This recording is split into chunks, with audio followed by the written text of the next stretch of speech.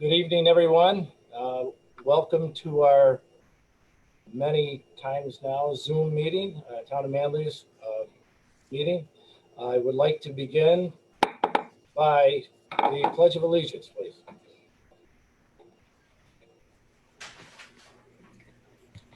I pledge allegiance to the flag of the United States of America and to the republic for which stands one nation under God, indivisible, with liberty and justice for all.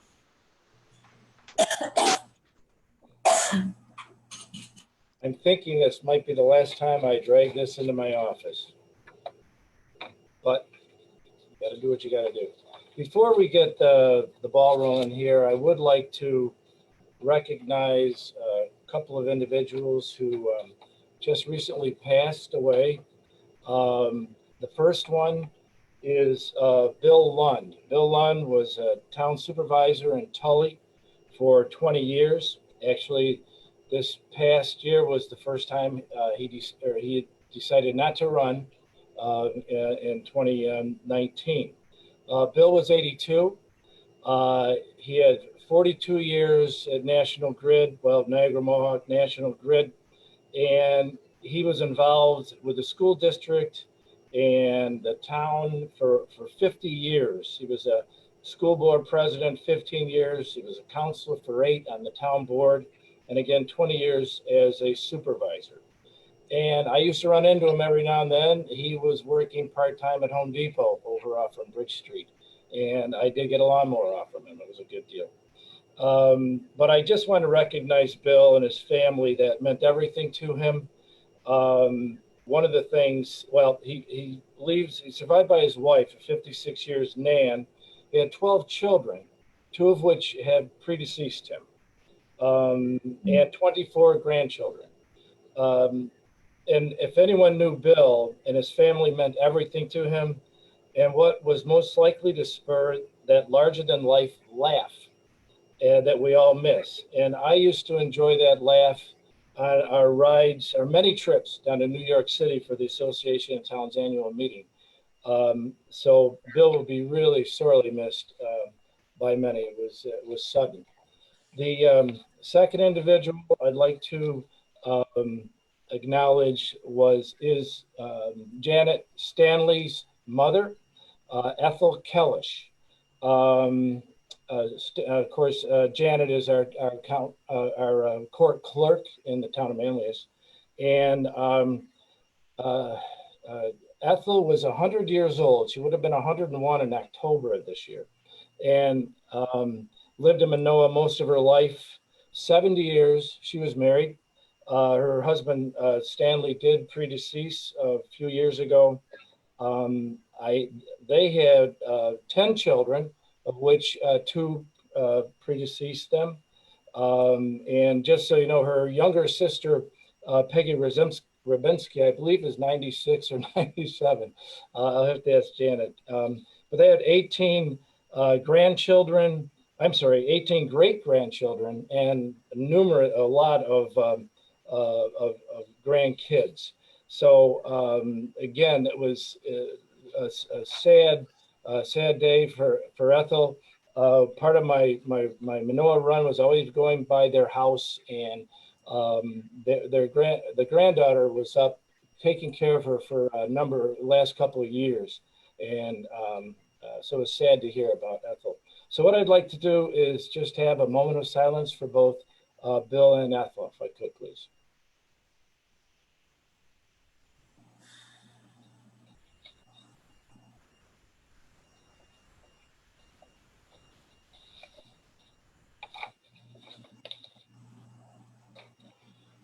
All right, thank you, everyone. Much appreciated. So let's begin. Before we start going through the minutes, let's do the introductions who are here today. We'll start with the board. Again, I'm Ed Theobald, Town Manly Supervisor. Hi, I'm Sarah Bollinger, Counselor. John Deere, Counselor. Elaine Denton, Counselor. Karen Green, Deputy Supervisor. Caitlin Creasel, Town Councilor. Heather Waters, Town Councilor. Thank you all. And of course, the other town officials who are here with us tonight, we have Randy Capriotti, our Code Enforcement Officer, Chief Mike Kroll, Highway Superintendent Rob Cushing, our town attorney, Tim Frateski, town engineer, Doug Miller, town manager, Ann Oot, and of course, our town clerk, Allison Weber. The other individuals who are here tonight who will be presenting, we just ask that you mute until the time we come up. I think that's how we've been handling it, right, Allison? And until it's time for your presentation. So without delay, we need to move on to item 2, which would be the minutes. Supervisor, I'd like to make a motion to approve the minutes from June 10th. I'll second. This is Sarah. All in favor? Aye. Aye. Opposed? Carried. Excellent. Item 3, we have the approval for abstract number 13. Mr. Supervisor, I'd like to make a motion to approve abstract number 13 for $399,636.12. Second. Go ahead, Elaine. I'll second. Yeah, good. All in favor? Aye. Opposed? Carried. All right, now we'll move on to, well, we have all continuations tonight. No new public hearings, even though I was prepared in case we did. So we'll move on to the proposed local law for no parking signs on Hale Road. 1 second. Allison, I know that we've been receiving numerous comments from the public on this. Will you be sharing those at this moment? And is there anyone else out there that has any additional comments? I did receive a few letters regarding this. David Rothschild, 8687. He contacted the town board and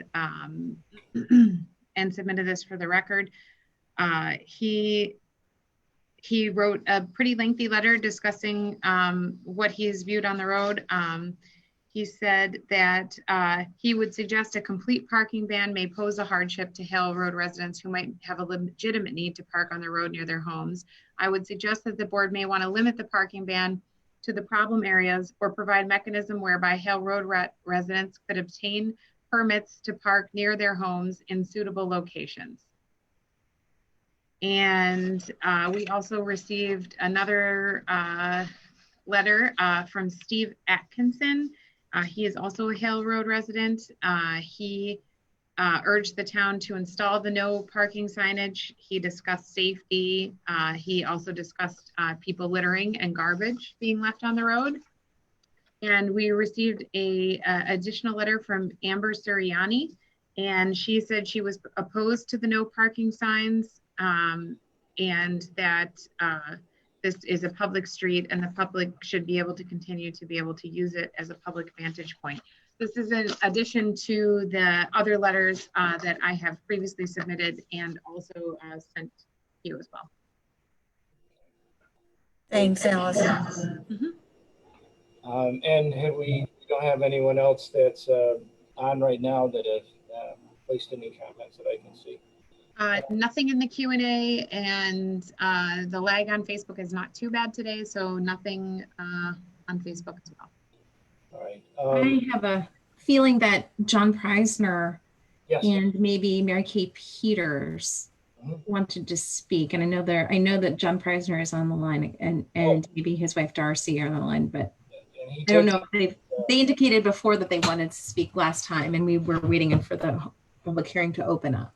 Yep, and they sent a nice long letter, he and Darcy, on July 2nd too. Yeah, but the public hasn't heard their full rationale is the only thing. Sure. I can promote them to speak right now. I see John Preisner in here, so I'm going to start there. Good. Okay. Allison, the public hearing has to be opened, right? Because Yeah. Yeah, that's fine. Yes. Okay. So, Yeah, this is a continuation, right? We already opened. I thought, No, we didn't officially open it, right? yeah, last that's time? oh, because it says, okay. maybe- So the issue was, if you recall, Mr. Supervisor, that the Eagle Bulletin had a technical mix-up. And Yes. so while we accepted public comment previously, we would need to kind of follow the legal procedure and have a motion to open the public hearing and waive the reading of the public notice and all that. Let's make a motion to waive the public notice. So this is Sarah. I'll make a motion to waive the reading. Second. All in favor? Aye. Hi. Opposed? Carried. And now I need a motion to open the public hearing. Yep, I'm happy to make a motion to open the public hearing for the Hale Road signs. And I'll Second. Second. Okay. All in favor? Aye. aye. Opposed and carried. Okay, so now we are officially open. Thank you, Allison, for reminding me of that. So I see John's picture down there. So is he ready to speak? And John, we try to keep it within 3 to 5 minutes when we're in a public setting. But go for it, what you can. Okay, appreciate it. Sure. Can you hear me okay? Yes. First of all, thank you for taking the time. I know you, Rob, took the time to visit with my wife and I on the 16th. And on behalf of the community here in Hale Road, I know Mr. Hale, this has been a perpetual issue for him. My dog is barking. I apologize. Probably people are walking up the road. I forgot the name. No, so, we wrote a letter that Allison hasn't read, but it's pretty lengthy. I know Kate Peters, who's on the call, wrote a letter in support of signage. Mr. King, who owns 100 acres, wrote a letter in support of signage. Mr. Hale owns over 100 acres here. We have empathy for the nostalgia. We've lived here 5 years. We've lived here. We love this area. And the biggest challenge that we have at this point is over the past 5 years, we've had a lot of people up here disrespecting our property. That's a shame. And I'll outline in these various letters, this is all private property that people have taken advantage of over the past 5 years and beyond, to the point where Mr. Hale, who's over 80 years old, is chasing people off of his property. We have cars parked from Mr. Hale's home down to my home, 20 to 30 at a time in the evenings to watch the sunset. Following that, you will see beer bottles, cigarettes, littering, and other, I would just say other, on the lawns. Last night, for example, Jimmy called me and said, "Hey, John, I'm concerned. There's cars parked here in the evening at 10 o'clock at night, scoping out the homes or just parked up there." So again, we love this town. We have empathy for the folks and the nostalgia, but unfortunately, this has to stop, and we need some type of formal way of doing that. The police officer Hebring suggested this because she said to me after multiple times, "John, the only way we can enforce this is to ticket if there's no parking signs." So again, all in all, we love the area. We're grateful for it, but this got to a point where we had to come together as a community. Thank you, John. That was stated. I apologize for my 10-month-old puppy, who is usually pretty good, but right now he wants to say hello. It's my apologies. I'll go back and mute now. Thank you. Well, I know he's a puppy. But a big, He didn't need that. Yes. Thank you very much. thank you, John. Is there anyone else, Heather or Allison, that wanted to speak? Yes, I did have one more, and I apologize, this came in, I don't know if I was able to forward it to you guys because it came in at 3:30 today. It was from Benjamin Suriani, and it says, just south of the intersection of Palmer Road at Route 173 lies a topographic gem that the town of Manlius should be proud to have and eager to capitalize on. from the nearly 15-foot shoulder of the top of the hill, the entire city of Syracuse, portion of Nida Lake, and even Oswego, New York, are visible on clear nights. The breathtaking views this area offers have been enjoyed by citizens for years. Recently, the town of Manly's Police Department has been issuing citations for taxpayers looking to enjoy the natural beauty its town offers in an attempt to discourage parking on the side of the road. While the steep incline to the top of Palmer Road could pose a danger, the abnormally wide shoulder allows for cars to remain completely off the road. The recent measures to begin ticketing vehicles has only displaced those wishing to catch a sunset to nearby Hale Road as indicated at the town board meeting.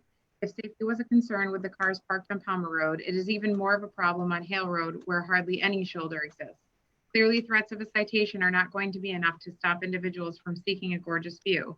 That being said, the town should take a forward-thinking approach as opposed to discouraging initiatives that have been implemented, which subsequently are creating greater safety hazards, Hale Road. This can be done by conducting a study of just how many vehicles stop at the top of Palmer Road on any given night.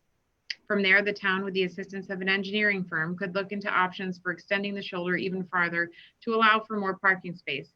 Instead of wasting dollars for more no parking signage that people will simply not abide by, why not add signs at the base of the hill indicating scenic view parking as well as use of extra caution? While this spot is popular among high school students that might be participating in illegal activity, police patrolling could be limited to cracking down on underage drinking and drug usage. If possible, the town should look into purchasing the adjacent land to really capitalize on the beauty this area offers. The acquisition could yield a safe park or other fixtures vital for community development and public health. Overall, the town needs to understand that ticketing those looking to indulge in the beauty of Palmer Road doesn't discourage a presence, it displaces that presence and furthermore displaces it to a more dangerous place. For reference, the nearest home to the land discussed above is 600 feet down the hill and across the intersection of Route 173. The nearest home in the opposite direction towards Hale Road is well over a quarter mile away, according to Google Earth satellite view. I encourage the town board to take a comprehensive and progressive approach when it comes to dealing with this part of Palmer Road, as it is referred to as top of the world by locals. Thank you. We have to stay focused here though, because Rob, you know, the issue is not Palmer Road that we're dealing with here. It's actually, we're talking about stop signs on Hale Road. No parking, the public hearing and the request for the no parking signs is for Hale Road, not Palmer Road. Palmer Road has been a road, it's a county road, first of all. It's not a town maintained road, that section. Right.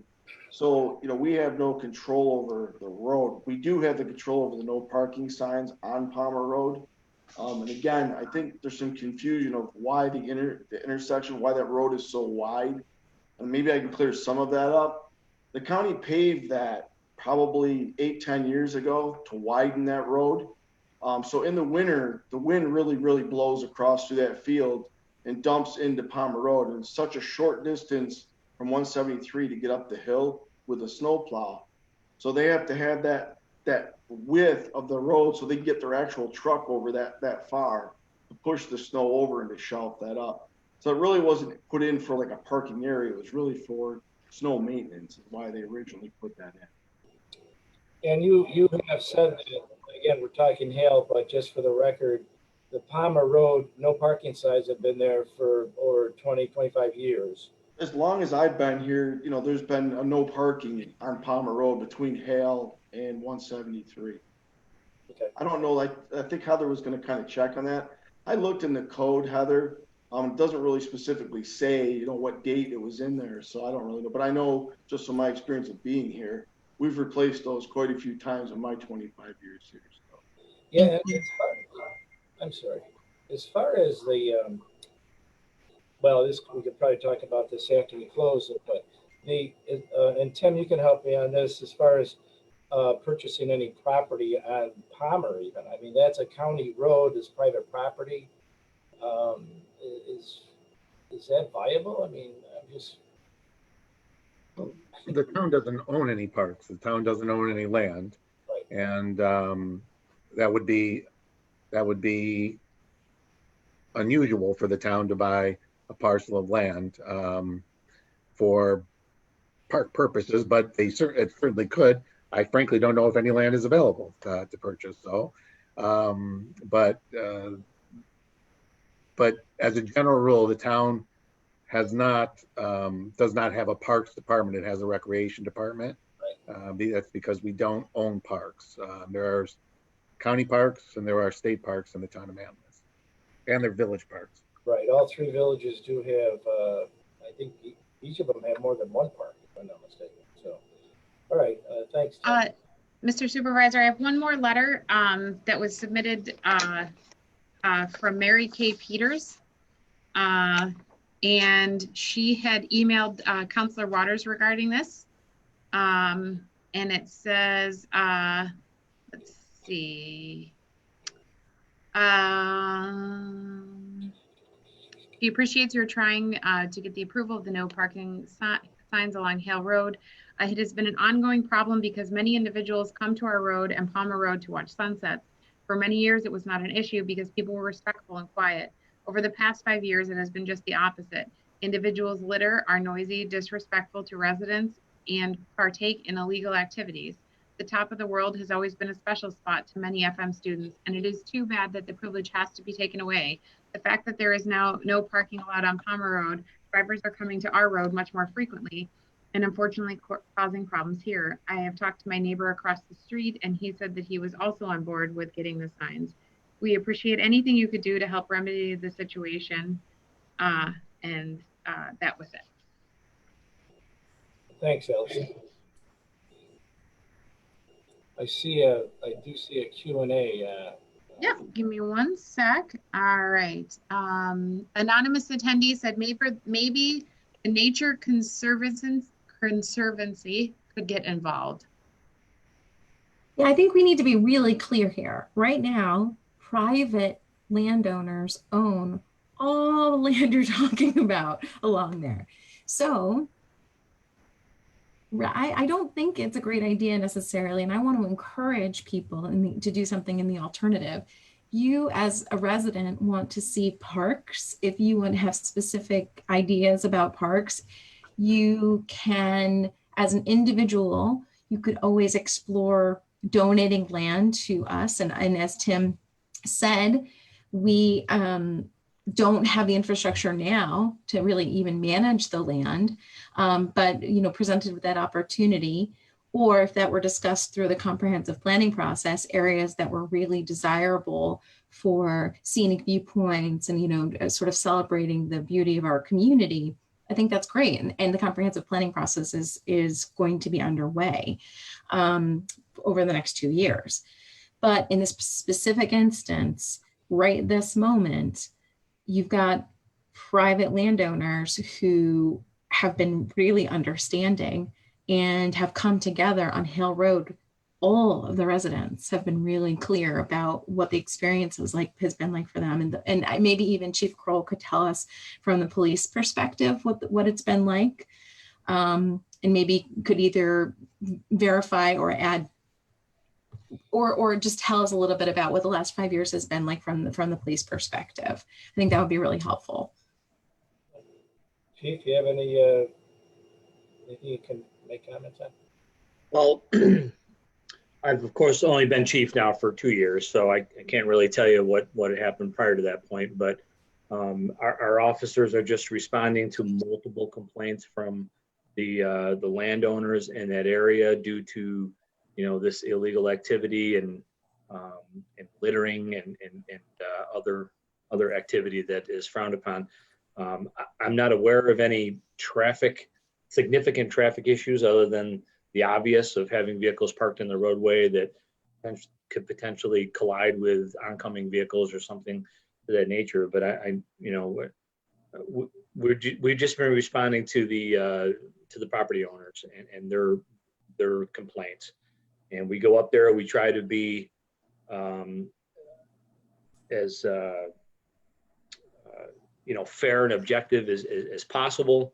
But I have heard reports that when even the police go up and engage with some of the folks that have been frequenting these areas, they're very disrespectful to the police and can't understand and why we're attempting the enforcement action. And our officers have have done a pretty good job of explaining that, look, this is a no parking area. It doesn't have anything to do with freedom or the lack thereof. It's a local law, and we're enforcing local law. That's what we do. We're law enforcement. It just comes down to what the town board wants when it comes to local law and enforcement of that local law. Right. Thank you. Thanks, Chief. Well, that is a beautiful area. There's no question. In fact, I drive up there frequently, but I do not stop. And, but it is concerning, the sharp bend there, Rob, and the lack of the space in the shoulders. And, you know, those homeowners up there, I'm sure they purchased there for a reason. It is somewhat secluded and private. And I can definitely see why they would like their property respected. So I hate the looks of this no parking signs. They're not very pretty, but you know, maybe we can limit the number of them, or I don't see any other alternative. Yeah, good point, Karen. And John, of course, you know, he's as a homeowner, and he echoed many voices of his neighbors. One neighbor did respond concerned that if the signs are put in and say they're going to have their driveway sealed or whatever, you know, they want to make sure they're not going to get ticketed if they can't park in their driveway, you know. So I imagine that type of thing is, you know, the chief, I'm sure that the police know how to handle it, something like that. But that was a good point made, you know, and I was wondering, is that, you know, viable to be concerned as a neighbor that does that?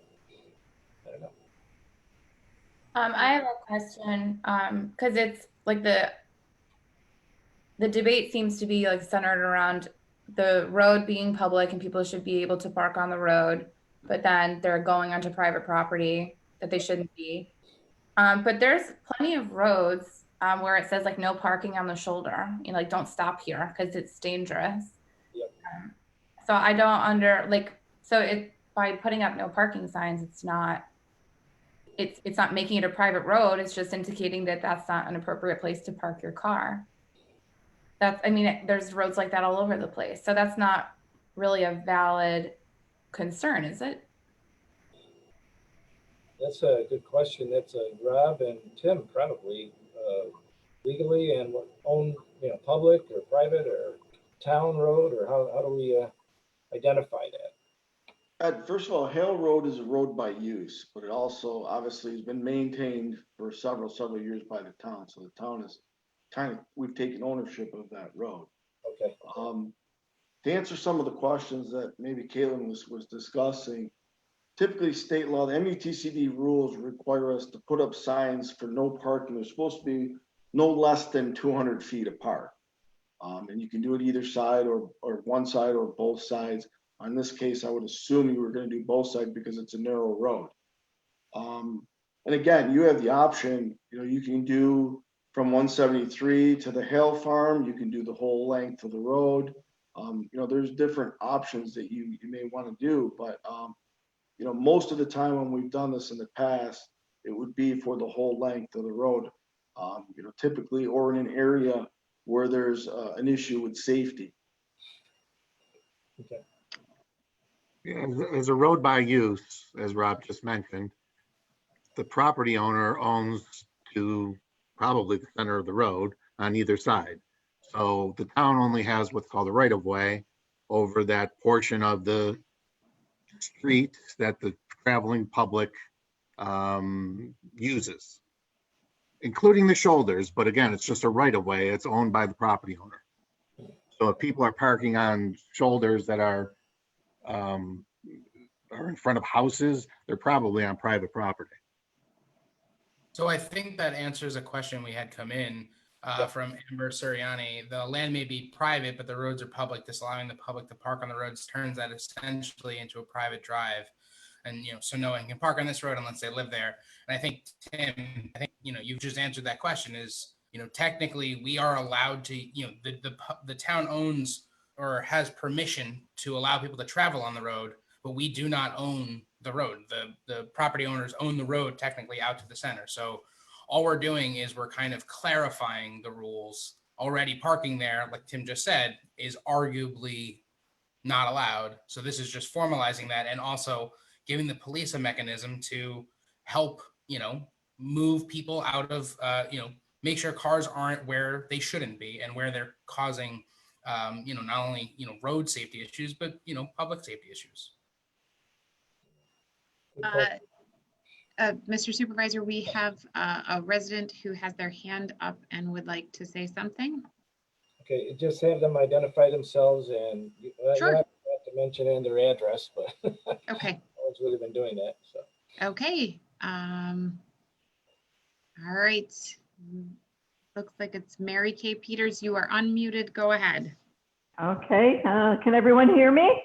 Yes, Mary. Yes. Okay. Well, first of all, thank you very much for taking the time and listening to our concerns. I, as a resident of Hale Road for over 20 years, it's been a beautiful place to live, and I certainly understand individuals wanting to come up here to see the sunsets. And I just want to reiterate that the only reason that we have gone to all the trouble to ask for the parking sign is that people are not being respectful. People are not adhering to the rules.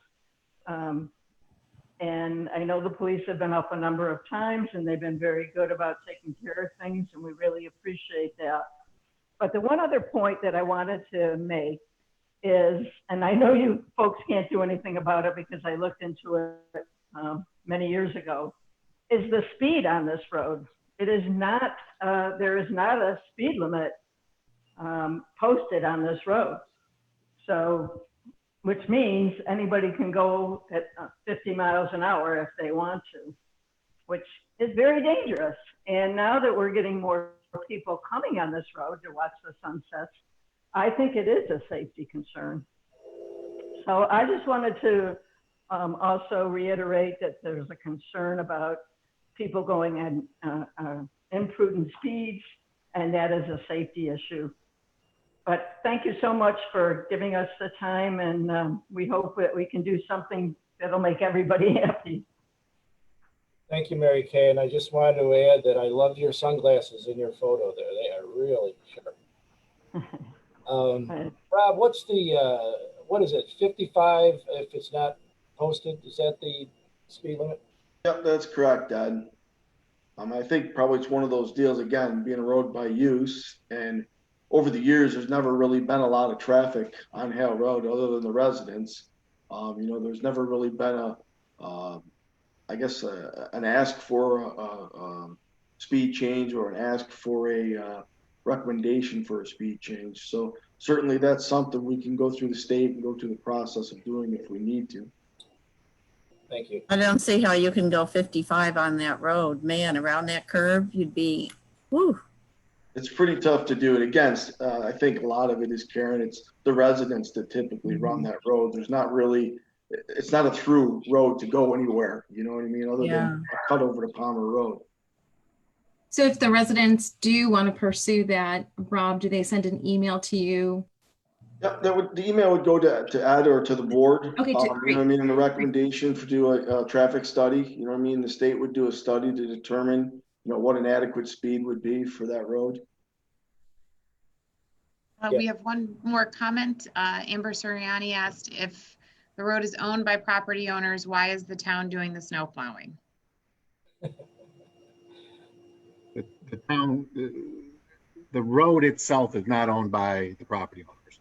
The road is, the asphalt is being kept and maintained by the town of Manlius because it is a town road.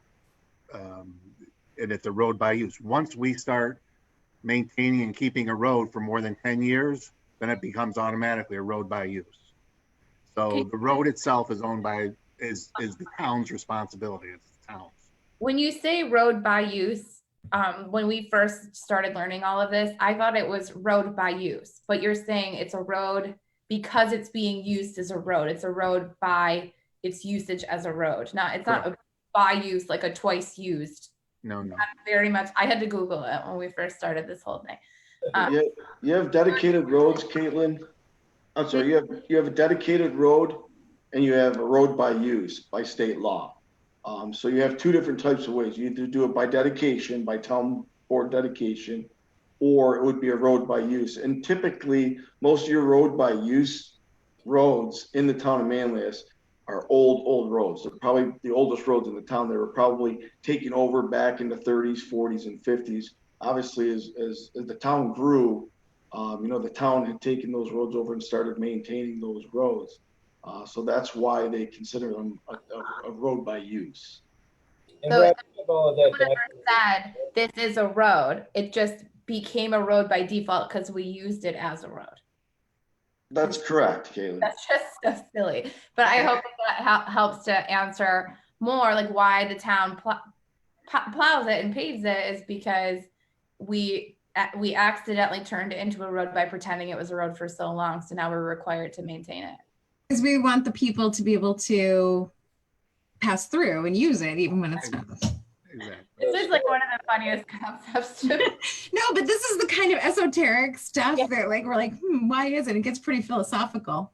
Yeah, so I think that that's probably why. I mean, Amber, I was also really confused by this, so I understand your confusion. But this is true. It is a road because we use it as a road. It's a road by use, so then we have to maintain it. So that's the long and short of it, as it were. You'll continue to learn, Caitlin, as I am continuing as well. It's that pesky social contract. Anything else, Allison? Do we have I think that's all of it. I think that's it. So I guess if that's the case, we need a motion. Can we close the public hearing on this case? Okay. So I need a motion for that. I'll make a motion to close the public hearing. And I'll second. Okay, all in favor? Aye. Opposed? Carried. Tim, how do we go about this? Since we're looking at stop signs, I mean, We're looking at parking signs, no parking signs. Yeah, I meant. And I drafted a local law that I think was circulated to all the board members. Mm-hmm. And you can simply, if everybody's read the local law and understands it, and if you have any questions for me, I'm available to answer them. Otherwise, we can adopt the local law as presented by, as prepared by the town attorney. Do we vote on it first? Do we do?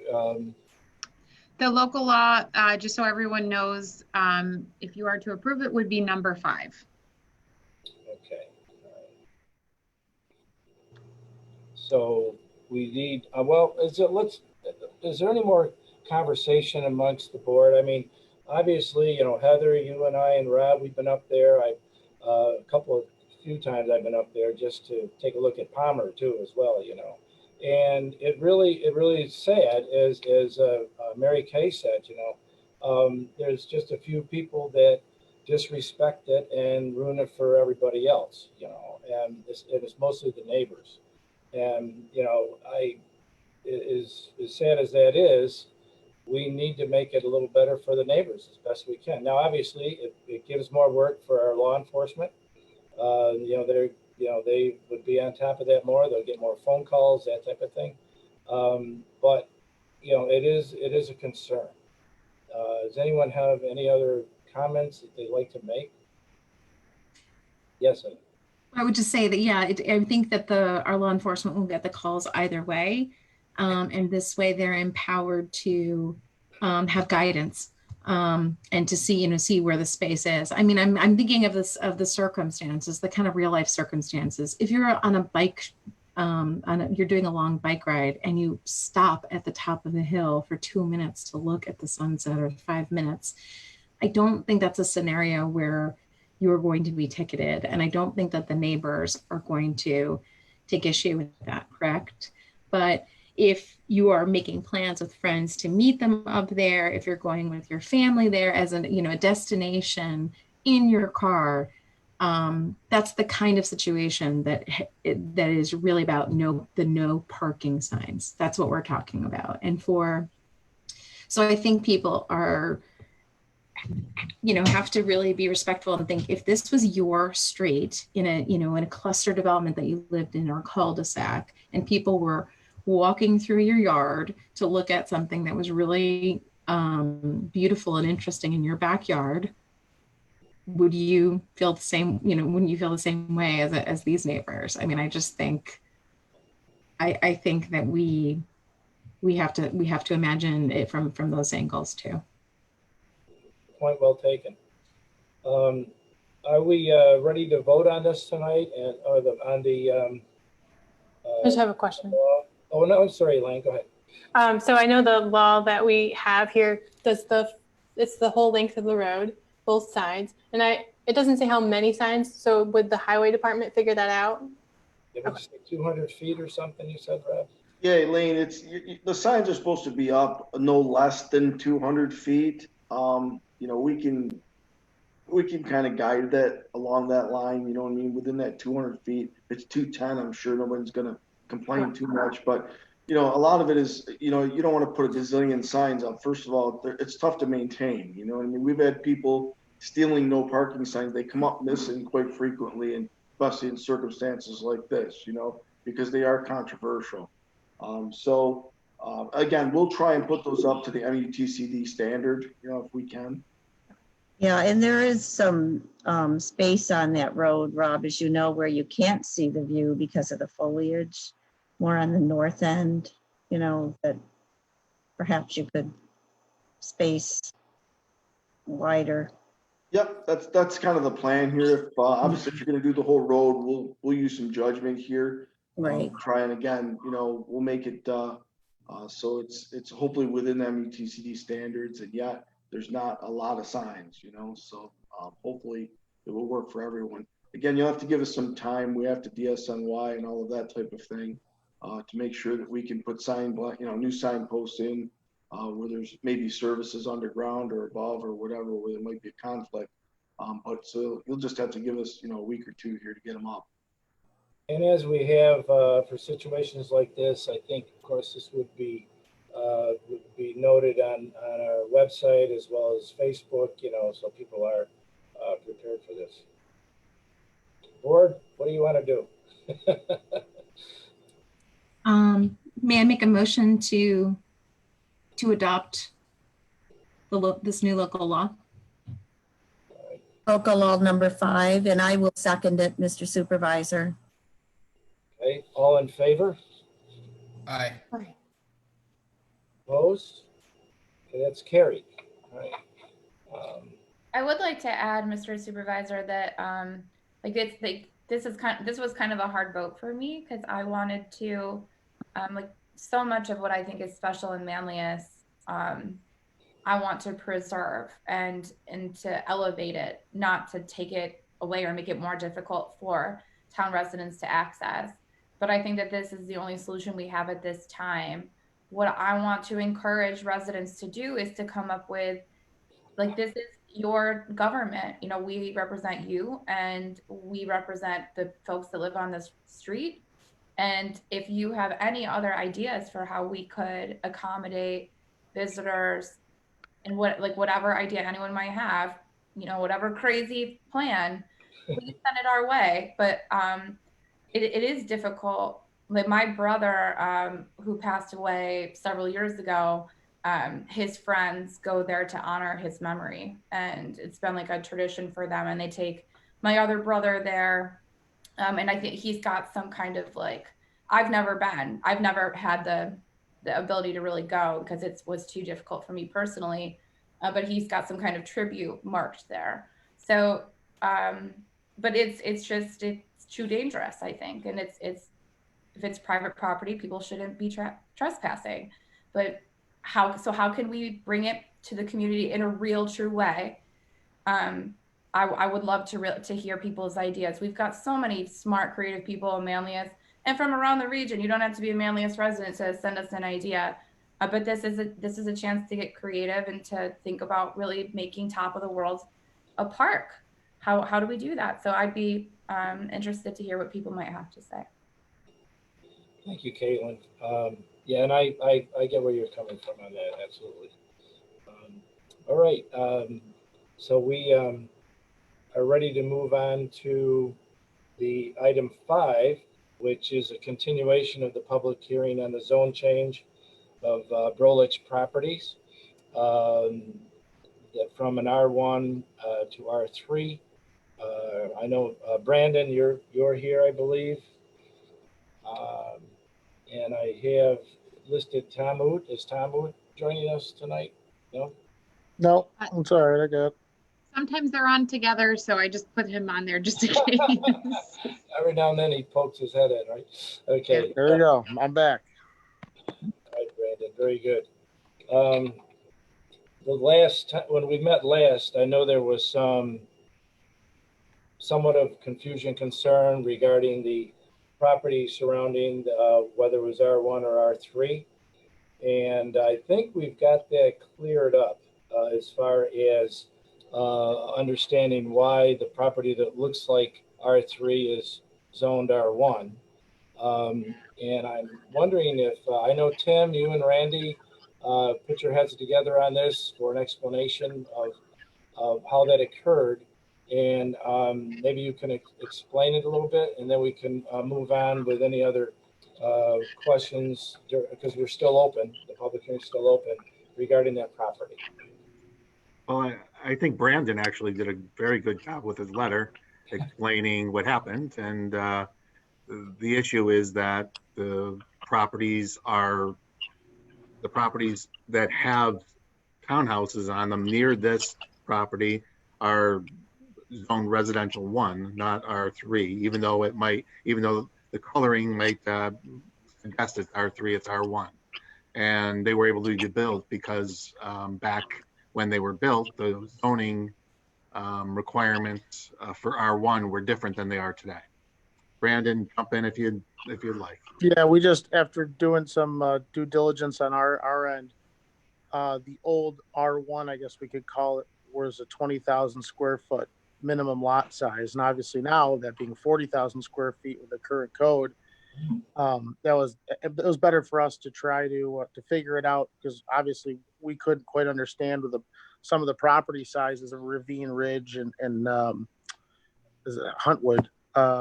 We couldn't quite understand exactly how they got there. So once we did some due diligence on we found out that there was a change in the code, and that's why that they were approved with that cluster development 278, but it was 278 with 20,000 square foot lots, not 40.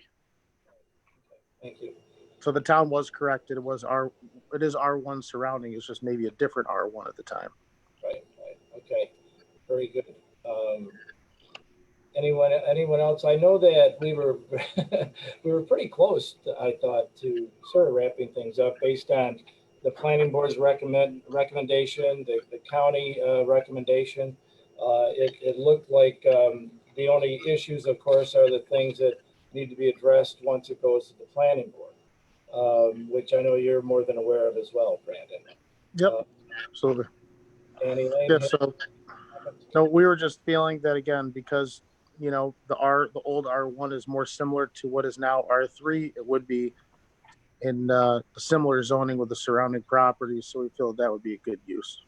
Yep. Well, like I said, the planning board did think that would be a zone R3 seemed to make sense in that area with the way it's all currently zoned. But go ahead, Elaine. I know you had your hand up.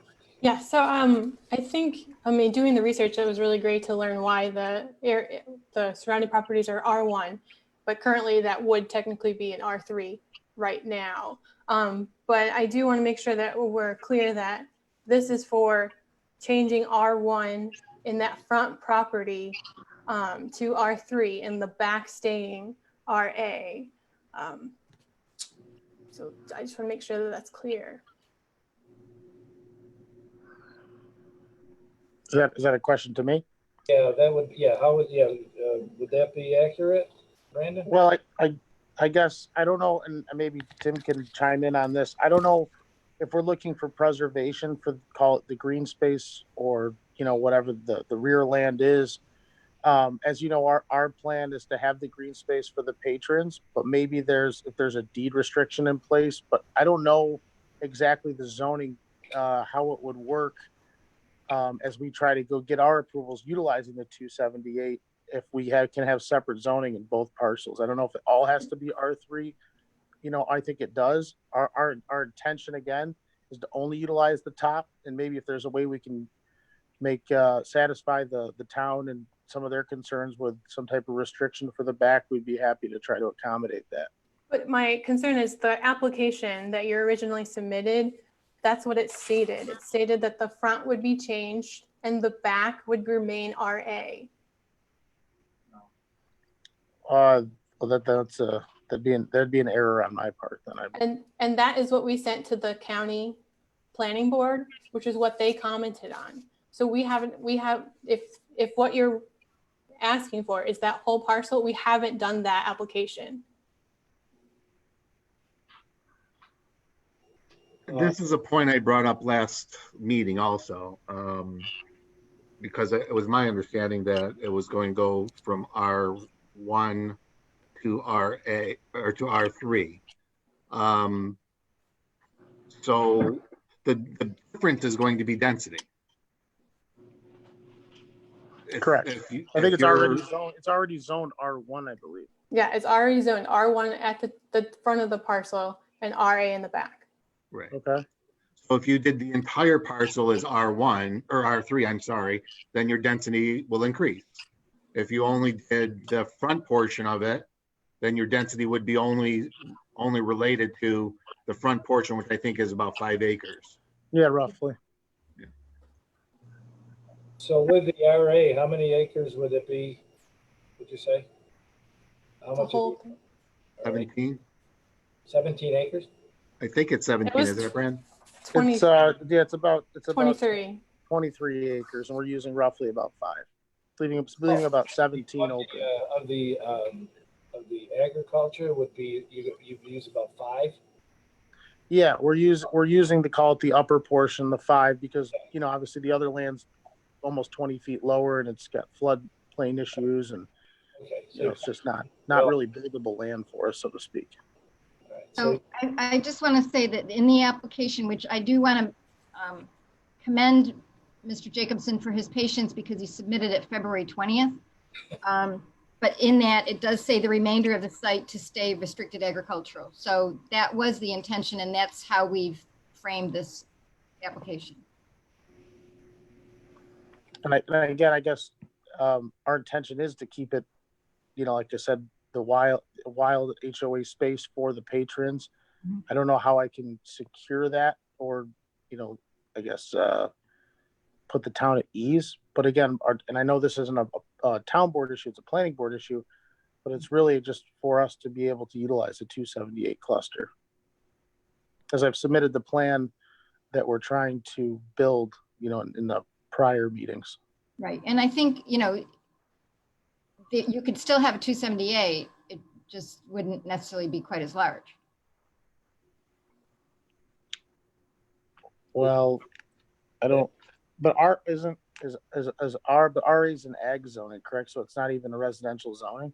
No, you can build houses in a residential, in an RA zone, but if it's on septic, I think it's 100,000 square foot per lot. And if it's on public water, public sewer, I think it's 40,000 square foot.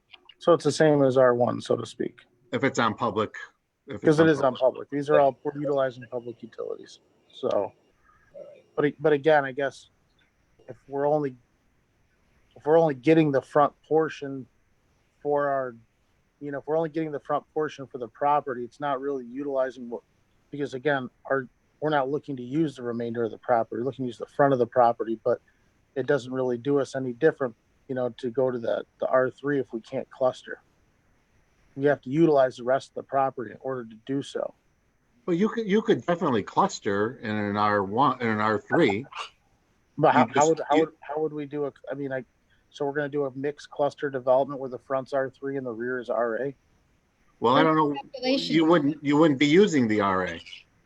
You're talking about just doing it for your calculations. Yeah, it's only for our calculation of our density. That's what I would say. Is you just have to use the larger lots for your calculation.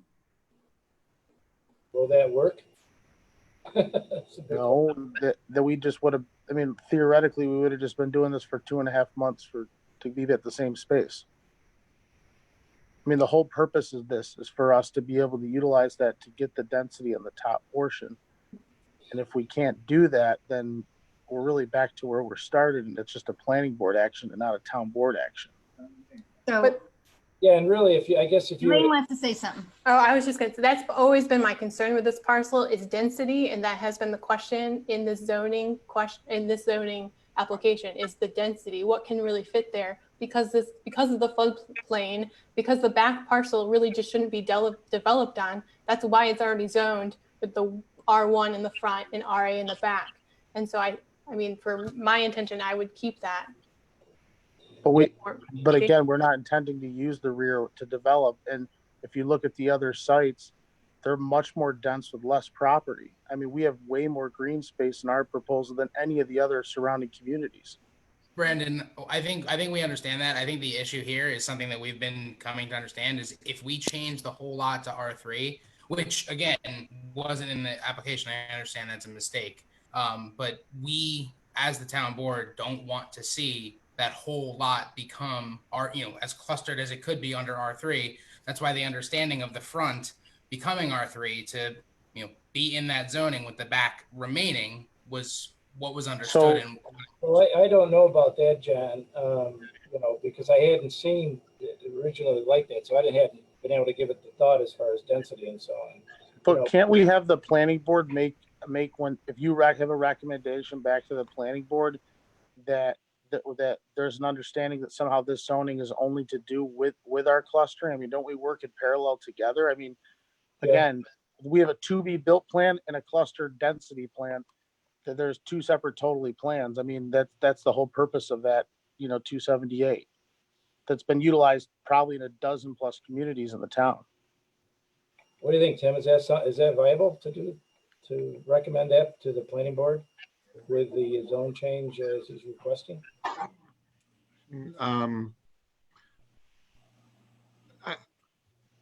Once you change the zone is changed.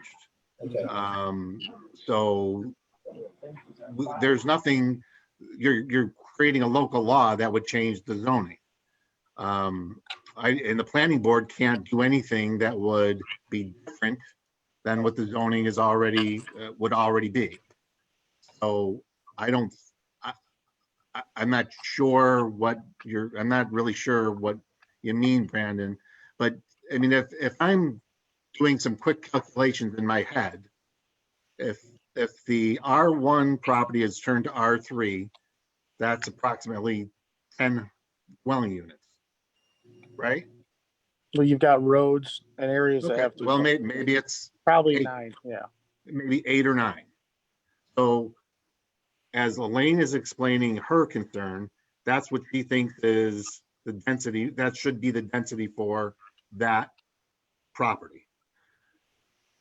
If you want to consider the rest of the property, then you'd have to consider it as RA. And as Sarah said, we would have to figure out whether or not how many houses you can build back there on the RA, which would probably be another 10 or less. So, because if there's 20, it'd be 18, it would be 18 or less. And that's what I came, like 16 to 18 is where you'd sort of end up falling. Yeah, that's where you would end up falling, I think, is between 12 and 15, 16. But didn't the plan? That's what that with the planning board would be, as you say, the planning board would be the final determiner on that side, but we would be setting the limitation by selecting the zone. Is that right, Elaine? Did I explain that right? Yeah, I believe so. Okay. Thank you. I'm just concerned. Has anybody from the public commented on this? Because we are still in public hearing at the moment. No, not yet. Nothing on Facebook and nothing here. Nothing since the last. I spoke with Marcia Mealy, who lives on just in the yellow house that is, I can get the address and I will make sure I send that. And Marcia lives right at across the street from Freeman. there at the base where the bridge starts. And I was asking her about the project because she was on board when it was first being presented, or most recently. And she did not have a problem with the density. She was of homes. She was kind of curious to know about the truck traffic for building and for construction, and talked about how and time and when that would be timed as well, because the bridge itself can be kind of a very difficult place to navigate traffic, larger trucks, and also for the winter season, it can get icy faster than the rest of the road. And she was also curious to know where the hookups for hydrants would be, and things like that. And that, of course, is more in the planning board process that they would address. Right. Tim, I got a quick question, maybe a legal question. If we implemented a deed restriction on the remaining property so that it couldn't be built on, wouldn't that protect what we're trying to achieve here with so the R3 in the rear cannot be utilized? The problem I think that some of the board members have is not that you're going to develop on that property. It's that you're using that back property to increase the density. And the density for that 5 acres can't support 24 townhouses. That's what I think the concern is from the board. It's not about developing the back RA property. It's using that to create higher density for the R1 property. Oh, go ahead. I'm sorry. I agree with that. And that's my concern. You're using the math to make it work for you, but really we should be looking at what's the usable space.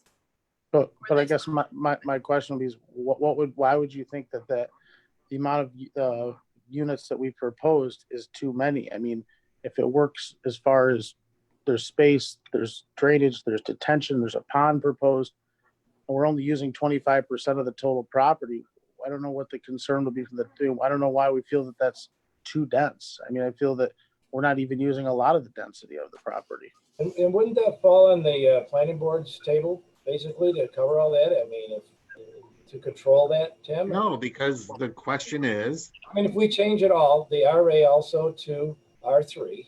Yes. Then you create density for the front that wouldn't be available to them if they kept it as RA. Right. Well, but again, I'm just trying to reiterate for myself. Us as an applicant to the town, we are trying to. So again, I guess let me start over. If I'm an applicant and we've addressed traffic concerns, we're going to address stormwater, we're going to address DOT, we're going to have more green space than any of the other communities in the area. I don't know why why we're arbitrarily deciding from a town board perspective what the proper density is when the density obviously works on the site and we're not using even 30% of the site. I mean, it's like, I guess it's not consistent with the rest of the stuff around. If you look at Ravine Ridge, they're using almost 60% of the site. Yeah, that makes sense, Brandon. I see where you're going with that. I mean, it's like I'm getting penalized. I don't understand. Yeah, I mean, it really is. Go ahead. You know, well, I mean, go ahead. Oops, sorry. I mean, we have, you know, there's not that this probably is any concern to anybody, but I mean, for us as developers, obviously, in free enterprise, there's a certain amount of, you know, economics that have to work with the property. And I think we've been good applicants. We've been good applicants to the town in the past. We had a project 8 months ago that we heard the public, we pulled out, we spent thousands of dollars. We were happy to pull out. And, you know, as a former resident of the town of Manlius and a neighboring resident of the town of DeWitt, you know, I think I have an understanding from community standpoint what needs to be. There's a shortage of housing right now, and there's a high demand, and we're trying to fill that void. Obviously, there's a robust demand for it. Yes, is it proposed to, you know, in commerce for us to be beneficial? Sure, but that's the country that we live in. Randy, did you have something you wanted to say? I'm muted, Randy. Yeah, I just have one question. If we keep it a dual zone, the R3 in front and the RA in back, like Sarah said, there's a potential to have houses put on the RA section, correct? So we could feasibly have houses in front with houses behind that on the next RA property, the next That is zone. correct. Okay, so if that's the case, the town board would have to look at, do we want 2 housing complexes on that property? Or do we want them all closer to the road and have the open area in the back for the main intention of, like Caitlin, walkways, stuff like that, where people can have access to it and keep it wild? I mean, that's the kind of the biggest question you got to look at. But that's no different than what exists today. Correct. Correct. They can build back there if they wanted to because it's RA. From a practical standpoint, it's not developable because of the slope of the property, because of the topography of the property. So they can build on that 5 acres today. They can build 5 houses on the R1 property at 40,000 square feet. Then they can build another whatever 18 houses, presumably in the back.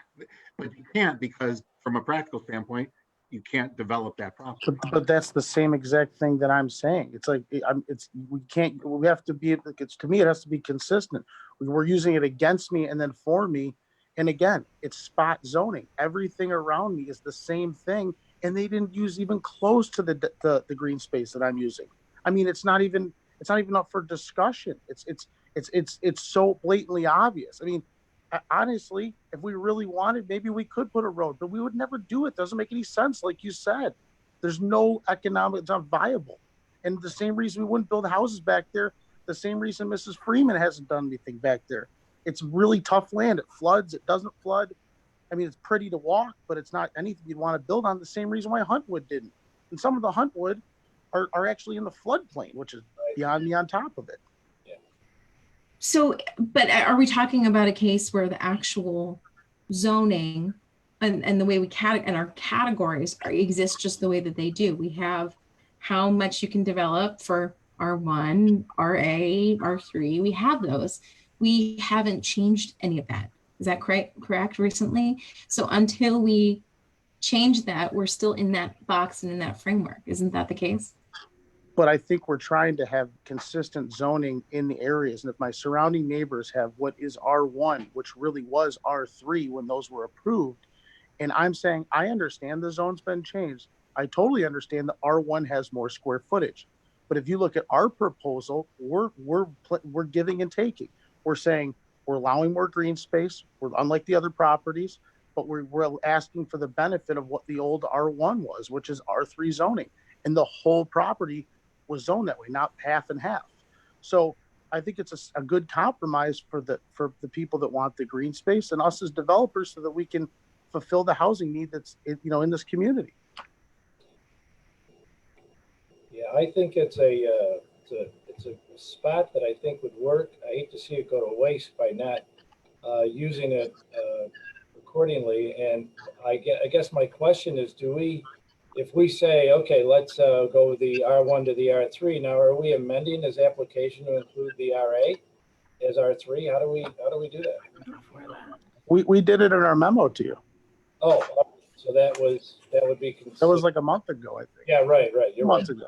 But we're not against the R3 zone. We think that the R3 zone should be where the R1 zone is today.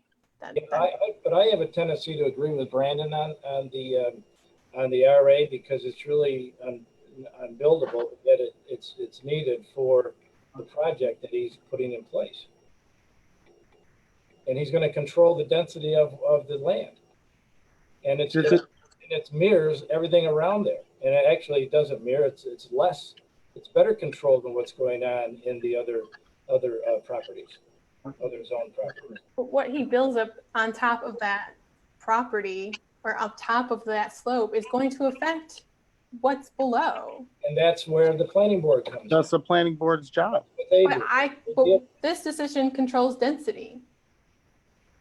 We understand, and that's what we're talking about, is that the density is not even consistent. We're doing less density per acreage by 50% of the other properties. It's not even close. If you look at Ravine Ridge, Spectrum Way, and Huntwood, they've used double as much impermeable space than I am. And if the town engineers at the planning board engineers don't think that our property is viable and it doesn't meet the local codes or the state codes, then obviously there has to be changes.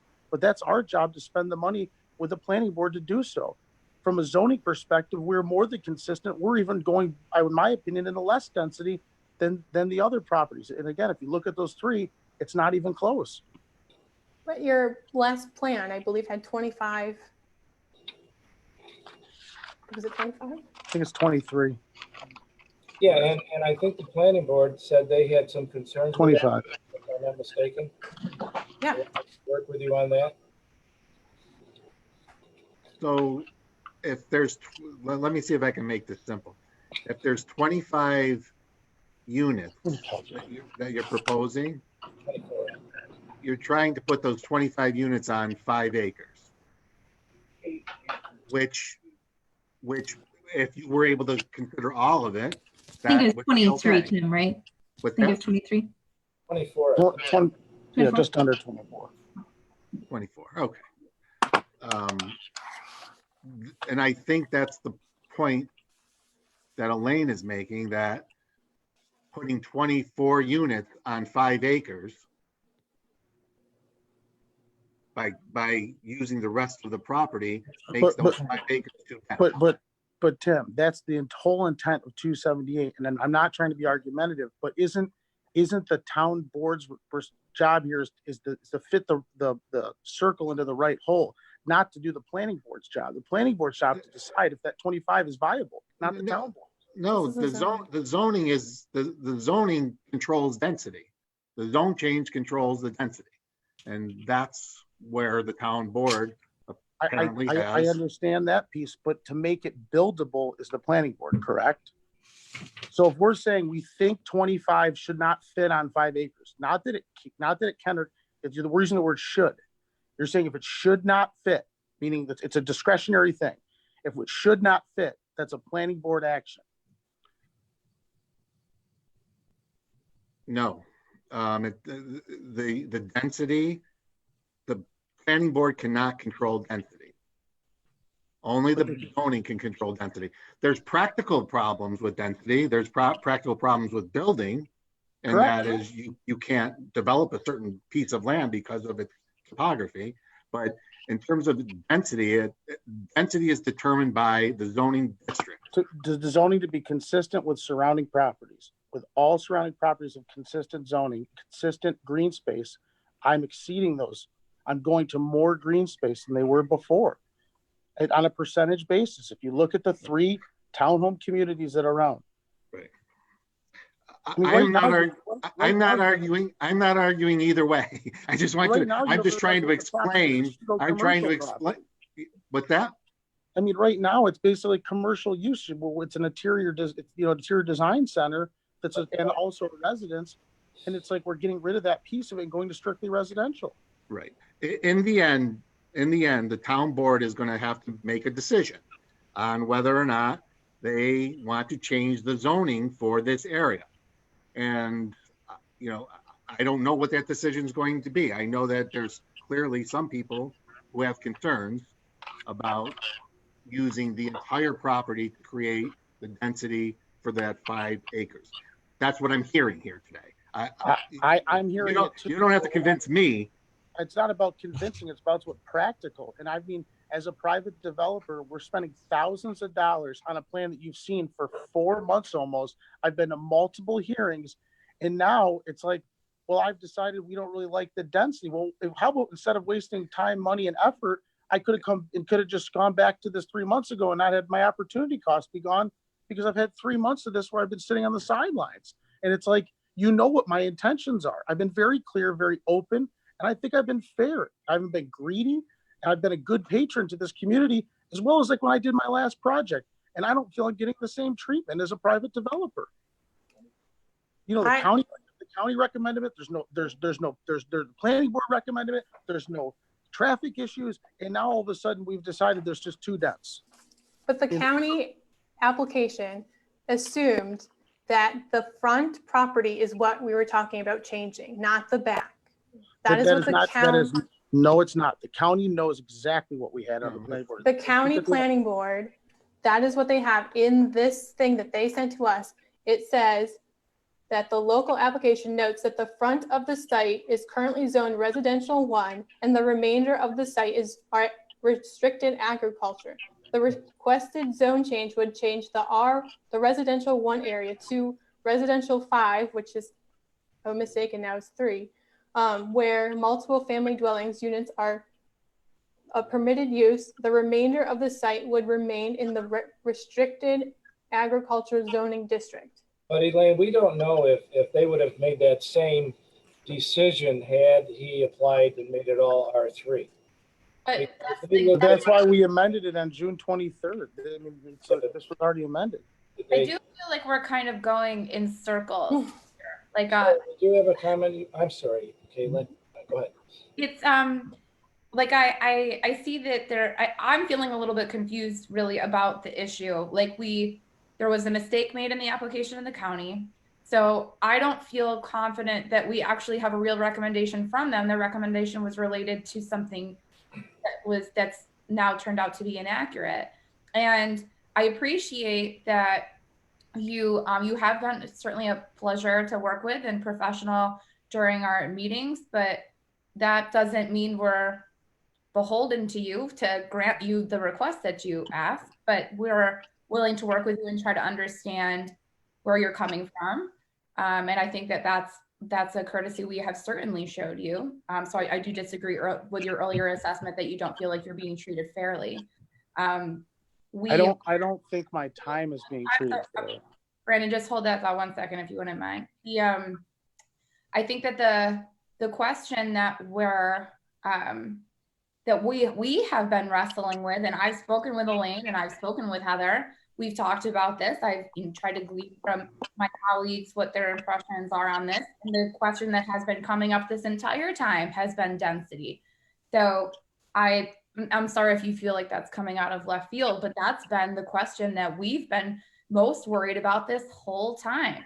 25 properties on that parcel is a lot. And we have been worried when we saw the renderings of what that would really look like. So that isn't brand new. That has for me been the main issue. So I just want to confirm that I understand the question we're trying to answer here, because I do feel like we're not really making progress in this discussion. So you want us to change the zone of the back parcel, even though you don't plan on developing that, so that you can include that property in a calculation, allowing you to achieve the density that you seek, which would allow this to be a profitable project. But one quick question I want to add. If I had 25 units on 26 acres or 24 acres, would you feel that's too many pieces of too many property or too many dwellings on that property? Well, can you answer my question first, just so I understand with I'm making understanding. Yes, we need the density to have the units up front to make it a profitable project that makes economical sense for us. And so you need the back parcel to be zoned, so that you have I'm understanding this correctly, Tim. It needs for the calculation to be what it needs to be for you to get the density that you seek, which would allow the project to be profitable. You really need the whole parcel to be zoned. Yeah.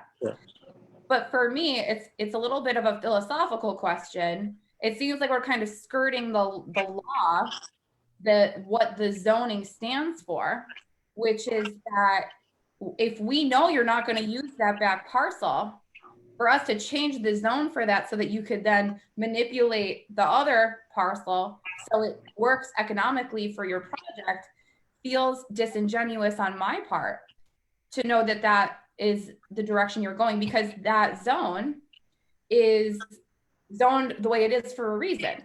So if we're going to kind of, this is like pretty much like a shortcut, which I'm really not comfortable with.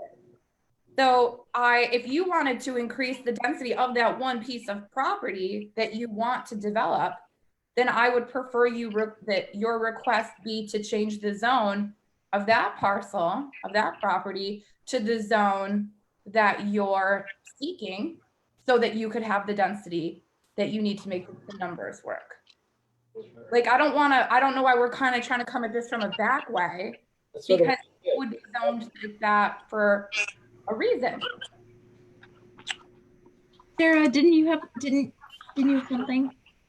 I just was reviewing the request, that just for the record, to say that Mr. Jacobson had requested that the R3 in a memo May 6th and the extension to cover the RA in a letter of June 10th, just so that people know that those two requests were submitted previously. And I'm wondering if, I mean, I agree with Caitlin, this is kind of going in circles. I wonder if we could move to close the public hearing and move on toward a vote and just see where this lands. I think that makes sense, Sarah. I'd make a motion to close the public hearing. Second. All in favor? Aye. Opposed? Carried. Very good. All right, so so we continue discussion, I would guess here. I see what you're saying, Brandon. You did request the, as Sarah pointed out, in the amendments in those June 10th, I believe, was the letters that I had here too. And you know, I agree. I mean, if you need that density for the, and I think Caitlin, you were right on the button here, for your project to go forward, and yet you're not going to use that property, but you need it for the calculations of your of what you want to do, then I don't see any reason why not to agree to make it an R3, including the RA, because it's going to be less less than the other surrounding properties as far as that the green space goes. But if we were going to vote on it tonight, we would have to do it with the resolution amended, because in the resolution it says from R1 to R3, and it would have to be amended to be from R1 and RA to R3. Is that correct, Tim? Yes. Okay.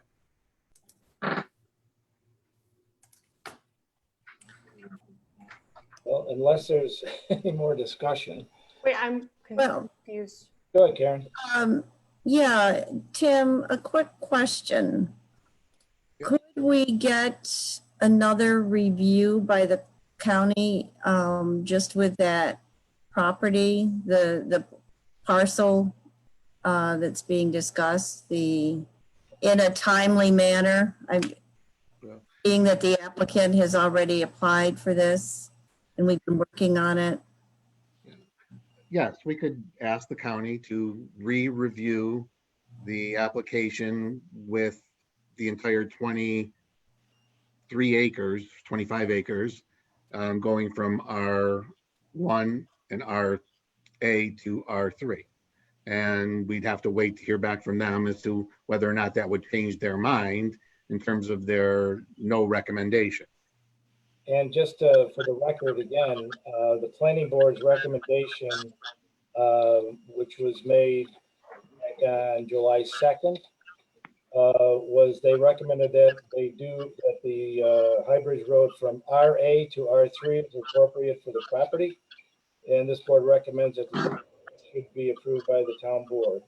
The type of structures and uses that are allowed in an R3 zone is consistent with the uses and the character of that busy corridor. So, Could you clarify, did they say RA? They didn't say R1? yeah, they said RA. That was, are you looking at the resolution from the last time? I'm actually looking at the minutes. With the minutes. Yeah. From July 3rd. These are the minutes, I'm sorry. Yeah. From our planning board? Yep. Mm-hmm. Okay, so, okay. But Karen has a good point. I mean, geez, to drag this out more, you know. Well, I mean, time is money, and you know, you want to make the right decision here, and if it just holds it up, and if we could get county review in a short period of time. Allison, do you know what the county's date is? We would have to submit it by July 10th. Their meeting would be on July 22nd.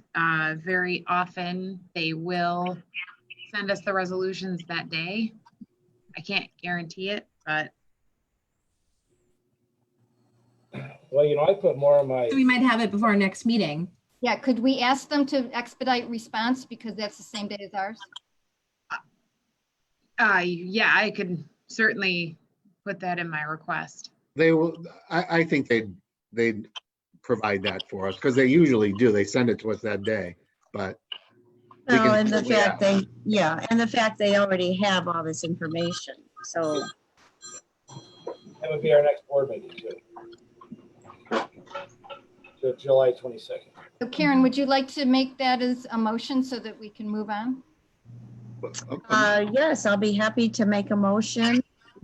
I don't think we need to make a motion for that. If we're sending it, if we're just sending it back to the county planning for their re-review.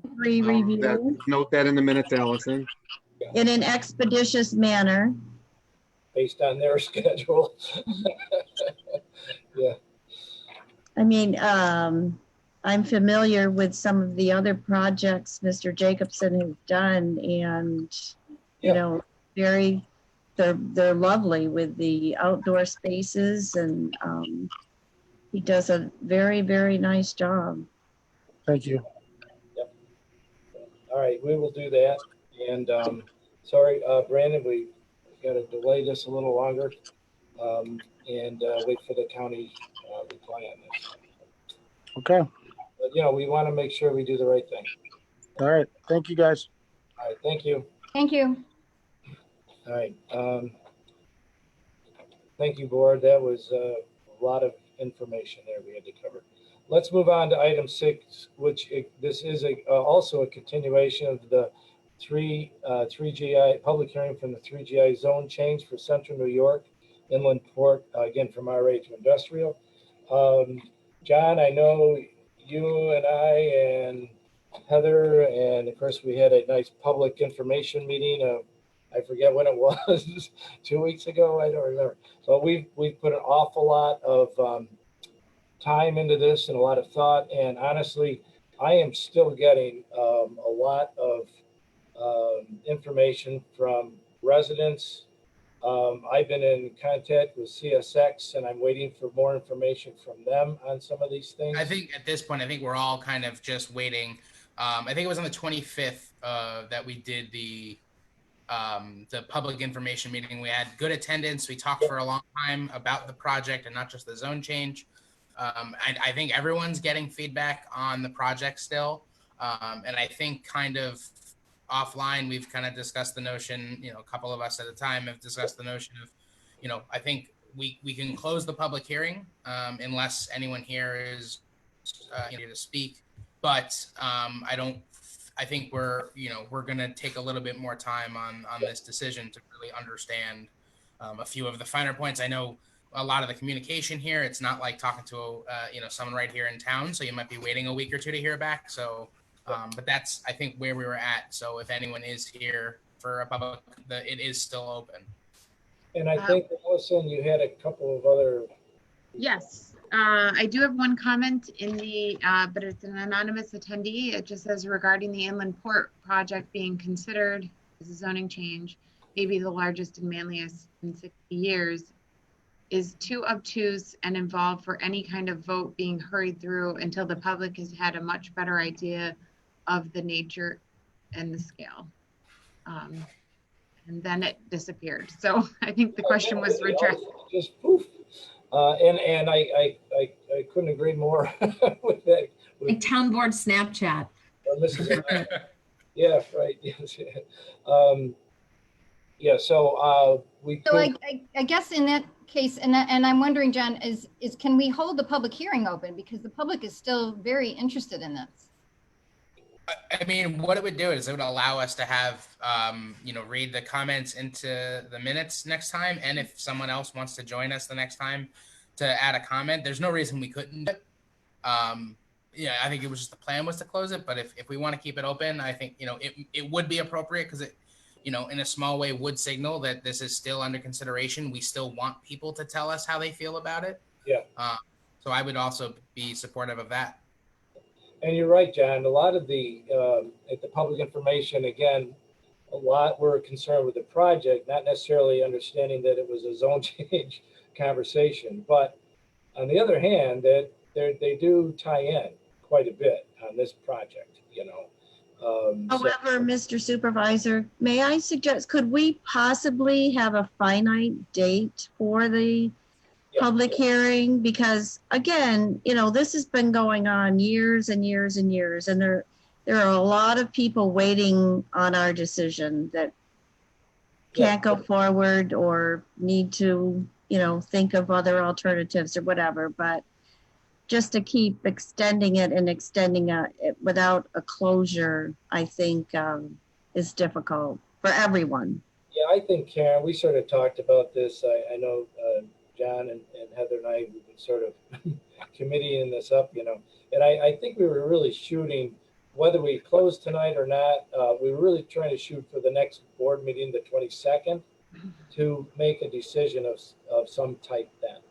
You know, because you're right. We got loads of information, loads of ideas and concerns from all walks of life and all businesses and so on. So I agree. I think that's what we should try to shoot for.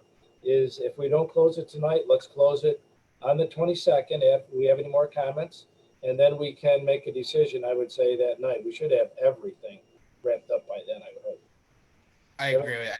I think if we continue until the 22nd, we should be, as a board, prepared to close the hearing and should be able to vote at that time. Yeah. Okay. That makes sense.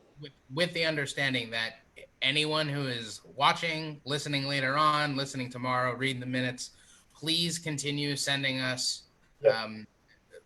Believe it or not, we enjoy as much feedback as possible. It helps us make those decisions. We don't count them. We don't get stressed out about it. It's helpful. It helps us make the decision. So please continue that. You're not clarify for. I am. Could I just clarify too, and maybe our town clerk could explain how this works for the public too, and for me. But when, for example, I know that Chris Beck had comments for tonight that I submitted forward, and I know we had a number of other folks from logistical services and colleagues. And people on the projects, how does a resident read all the comments? Do they go right into the minutes? How does a resident read anything? It really depends on, well, so there's pre-COVID, right? Everyone could come in and look at the file. And then there's what is happening now. We are currently exploring options of how to actually just send some examples out today of how we can take projects and list them on the website that would show residents' timelines, operating under the assumption that this virtual environment is going to continue forever. Should someone want to see, let's say, all of the comments that were submitted to me, we can scan the file in and send it to them. Having been locked back down recently, we kind of got behind, but we do try to keep the document center of our webpage updated with all of that information. Some of the new solutions that I've proposed will actually kind of organize everything. So as of right now, if someone very much wants to see something like that, they would just go ahead and contact me, and we'll get the information directly to them. We do have a hand. So we would, if it looks like Garrett Malone has his hand up to ask a question. Is the public hearing still open? Yep. Okay. All right. Okay. Go ahead.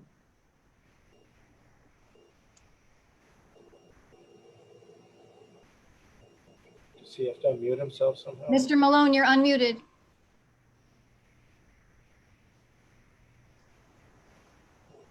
You're speaking, we can't hear you, unfortunately. You could chat something, put something in the Q&A if you needed to. Yeah. That could have been the hand up could have been, typically in the public hearings, we haven't been using the hand up function, so maybe that was something else. So I do have one comment on Facebook. Non-Clark says, has everyone on the board visited the site on Fremont Road? I would say that I could answer that and say yes. I live up there, so yes, I do. Oh, okay. Let me see. There might be a second. Oh, Garrett Malone says he lives right on Fremont Road. Okay. And we had a comment I saw. It's a couple of comments I saw. Yep, that was it. And then it looked, Rich asked when the minutes will be posted to the website. We are catching up, but we like to have them usually, you know, within 1 to 2 meeting cycles. The videos are always available on Facebook for everybody to watch. And we do have a YouTube page that will be coming very soon where everybody can see the meetings themselves. Mr. Malone asked, he said, I'm curious about taxes. Aren't we all? Mr. Malone, maybe, is he talking about his property taxes, or is he talking about the taxes that's going to be on the new property going on? That's how I would understand it. Yeah. And I believe there is I think they're applying for a pilot, if I'm not mistaken, for that. That was part of the conversation, yeah. He said he was asking about his own. So I think his question would be that he's curious how this will impact his own property taxes. Well, I know. Go ahead, Heather. There's a pie in the sky, or sort of a blue sky version of this that is, say the inland port goes on, it starts up, and of course we are a private-public partnership, and we're collecting fees for logistics along with our private partner, and those, as a public partner, we're getting revenue from an inland port. We're operating an inland port with an operator partner. That would be revenue for the town for sure. There are a lot of steps before getting there. And one of our intentions the way we zoned it too, remember we cut part of the northern part to keep it agricultural, so it wouldn't affect the houses on Kirkville Road as much. At least that was the process, and so yeah, if he's thinking it's going to either increase or bring his property taxes down, that's an assessor's question. Mm-hmm. It looks like Warren Linhart on Facebook says, what information is being asked of CSX?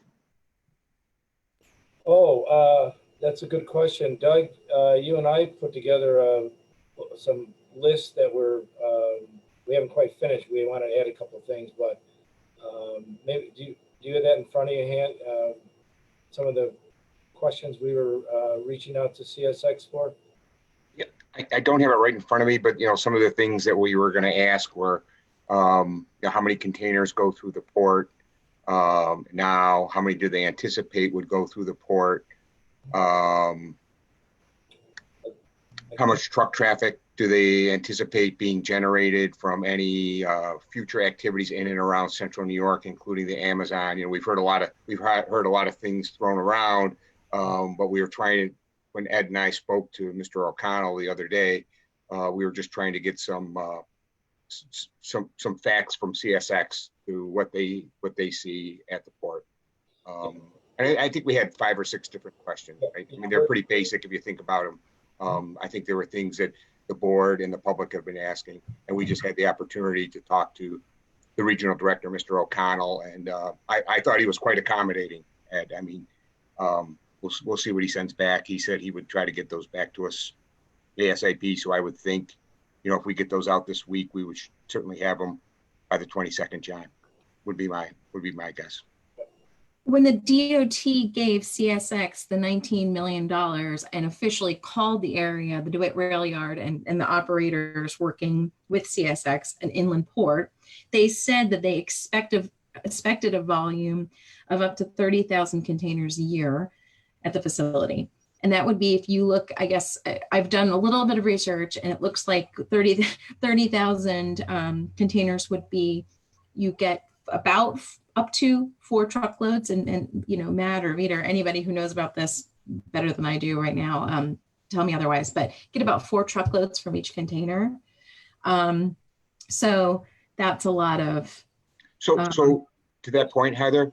Yes, we don't know where it is. No, to that point, what Mr. O'Connell told us the other day is that they did, through their seeker process and their road analysis, that was the maximum allowable through truckloads at the site. And Mr. O'Connell said he did not, correct me if I'm wrong, Ed, I'm kind of paraphrasing, but Mr. O'Connell said he did not see in the near future even encroaching that 30,000 number. But that's what Ed and I asked him was, you know, what is the number now? What would it be in 2021? And he said he would endeavor to get those numbers, but he did not think that it would be anywhere close to the 30,000. But we're just waiting to hear back from him, right, to get him those numbers. That was the max. Doug, if you put that in perspective, that has nothing to do with the inland port. That just has to do with how much traffic it's going to be that they're currently handling. Well, yeah, and I think I understand that. And I think my issue is definitely this idea that the state, that no one's owning the traffic really at the end of the day. We've got infrastructure issues, right, that we're going to have to deal with, that we have to deal with 81. And we've got the people shipping the goods. They're saying, wow, to ship it up from the port is a lot less expensive to get up there. So let's do that. Shippers are getting that discount. CSX, you know, it has whatever, it has the incentive to carry more goods. It's got this international cargo. We have a warehouse strategy at the county level that provides both clay and Amazon and DeWitt with all this activity. And we also have a lot of external factors like COVID, plus the people updating their supply chain management depending on what's going on with trade war and COVID. And I am concerned, as a person who doesn't know anything about intermodal anything until just working on this project, but living in the world and seeing the world go through, people are going to want to avoid paying more, and will start adjusting their plans if they feel like it's a good, they're not slowed down. So I don't know, I am concerned that no one's really owning the traffic because it's not a, I think as another colleague has said once before, like it's, no one's going to pay for you know, a study to tell them that it's a problem that someone has to pay for, right? So I mean, what I think is it's difficult to look at this, and so that's one of the things that I just don't want to forget. We've learned that. We also have learned how AI and the digital nature of things and mapping, the concept of people moving these things is different. The $19 million that CSX got, and the government said, the New York State government said, that's great, it's an inland port. Those were cranes. Right. Right, so those were cranes. Those were not anything to keep trucks from idling, to tell trucks when they need to go or stay. So we have logistics services and companies that want to weigh in, and we have this, this applicant that's saying, we have land right there and we have a solution for it. So I just think that the politics of this are as important as anything else. And we've been trying to navigate them, and we've had good information, but it's as a brand new elected, it has been so hard to sift out what are the obstacles and the barriers and the incentives and the agendas here on all sides. And I don't think people have malintent, but it's hard. And so I have no doubt that the residents are like, well, what's the answer here? So I just want people to be confident in knowing that we are wrestling this thinking about how to be ethical, critical, engaged, trying to have vision, but also not denying practicality. But this is one of the reasons why this is so tough. So we do need to move forward, I understand. So for tonight especially, but I just wanted to share all that.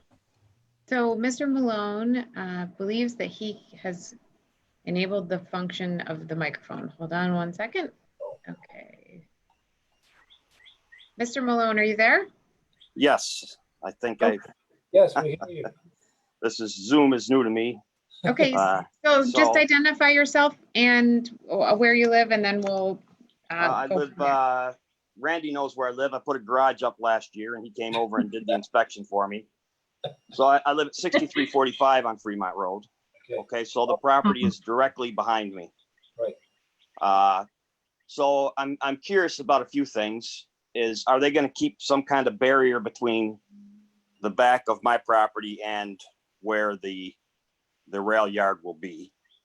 Okay, because there's already a lot of noise from the rail yard now that we can hear up here from them decoupling the trains and putting them on the trailers. And so, and I work for Carrier and I work in the Marine Division. So I spend a lot of time at ports, not inland ports, but ports.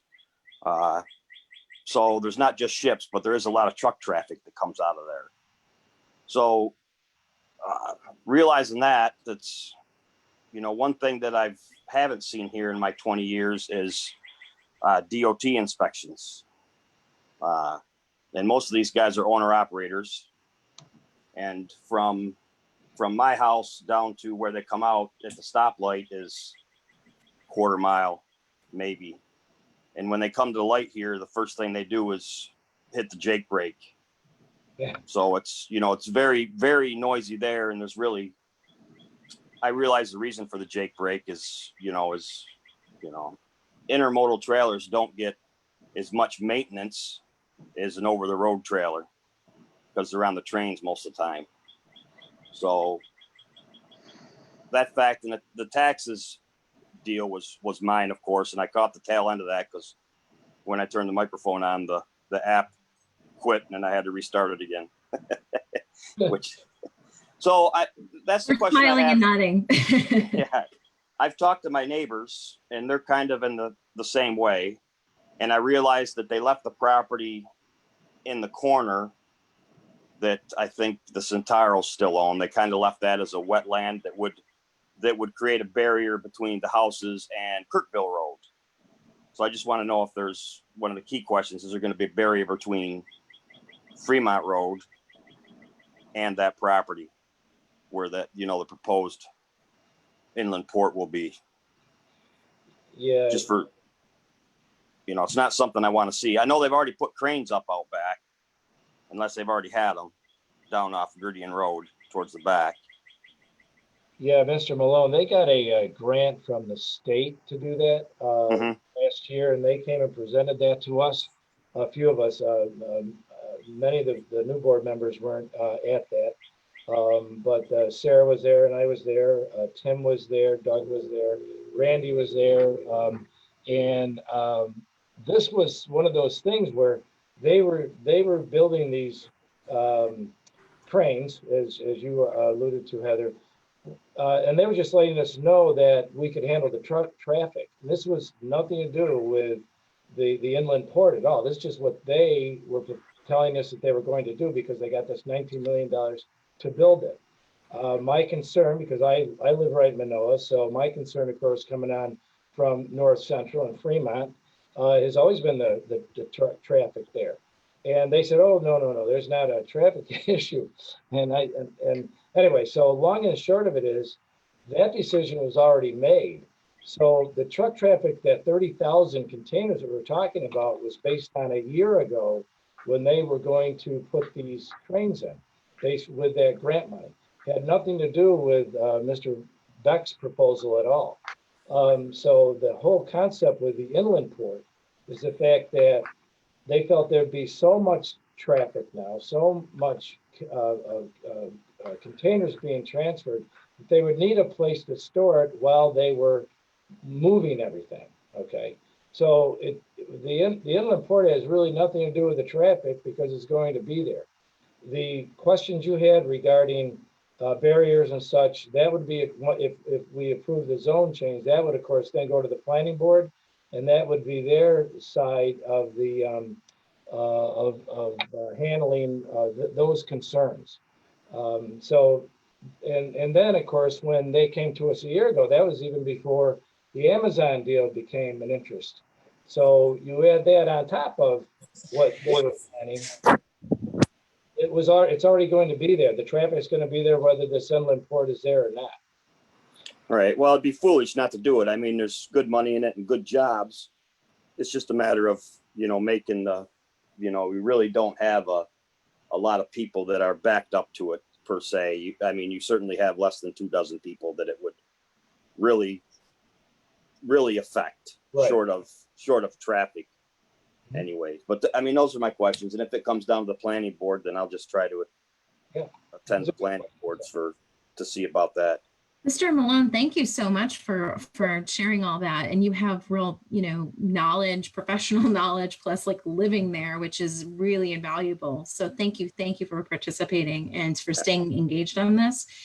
And I would say also, I want to clarify, as I understand it, the jobs might be there for constructing the port at different stages, but it's not a job heavy project in terms of operating, because it's a lot of it is sort of is using the technology really to manage gates and to coordinate things. But I hear you with sort of building and constructing it in the first place.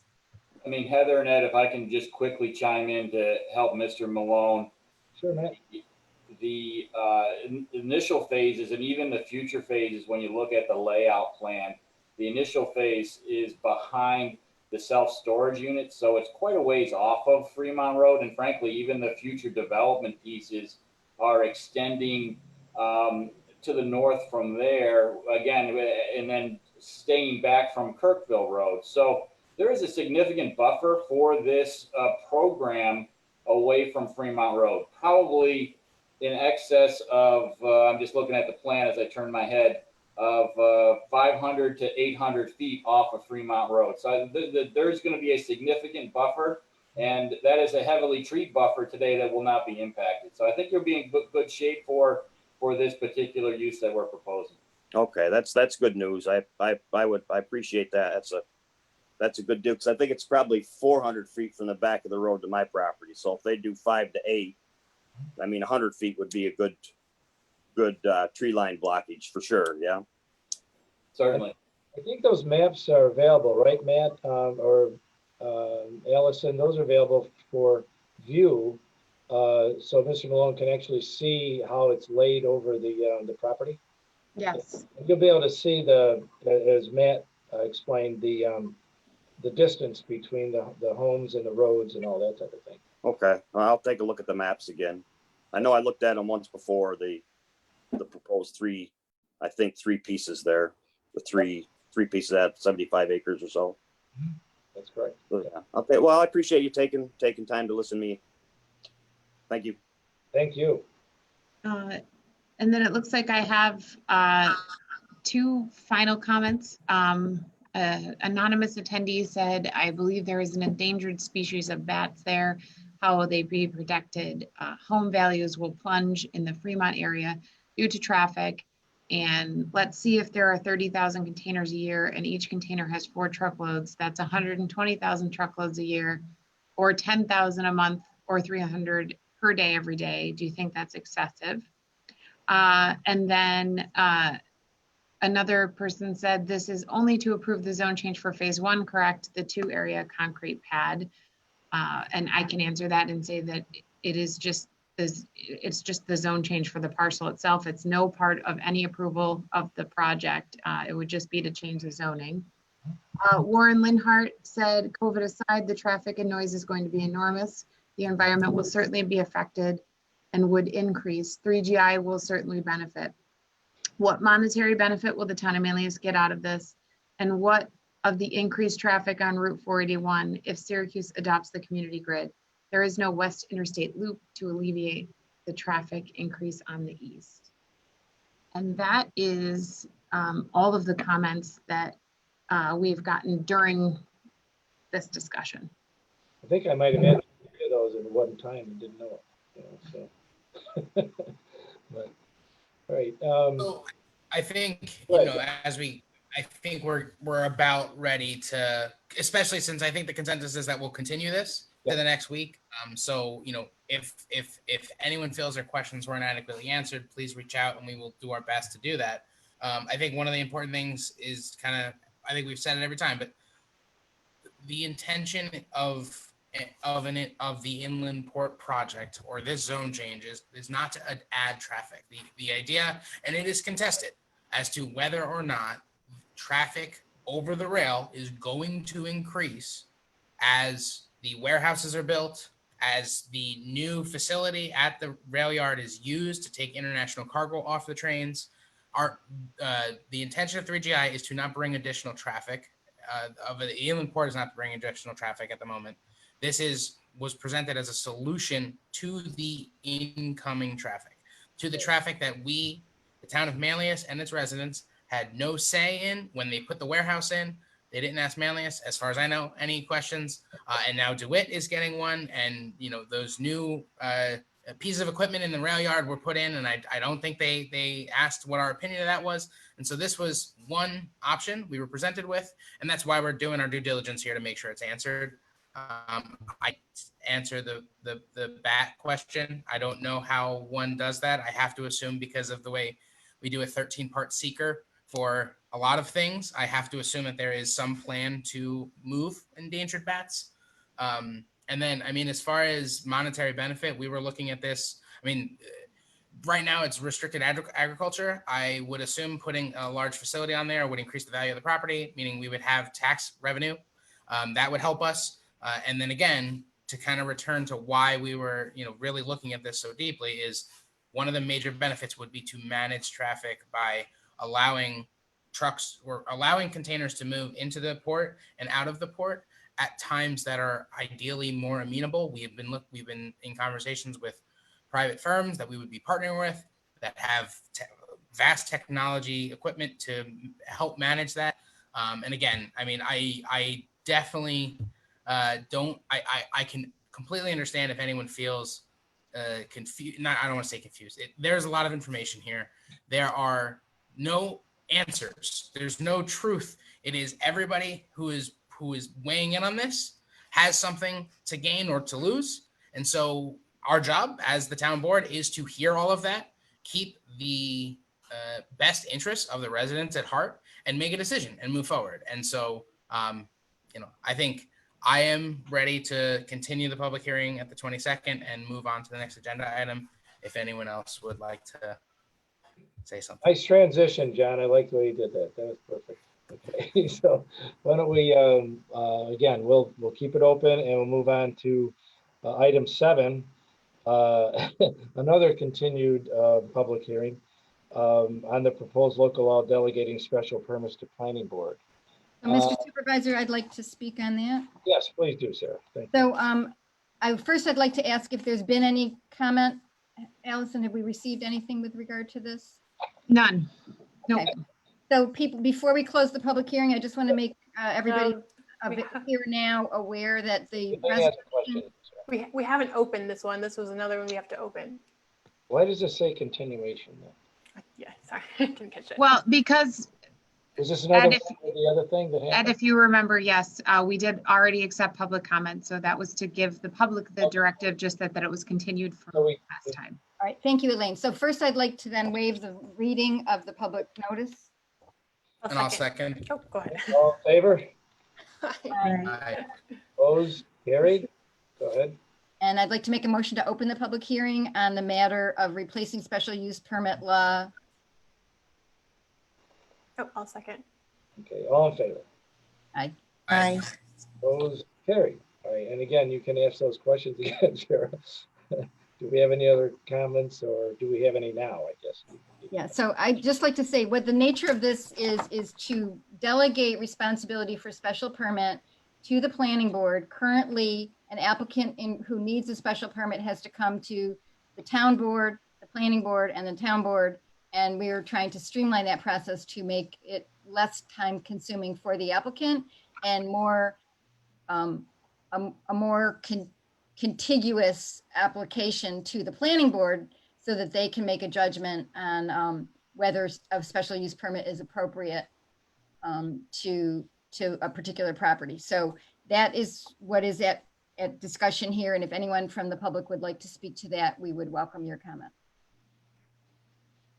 So I did just want to say, while we're in the public hearing, I think I really like this idea because I think as we've all kind of, we're on the other side of 6 months now, so we really can't say we're too new.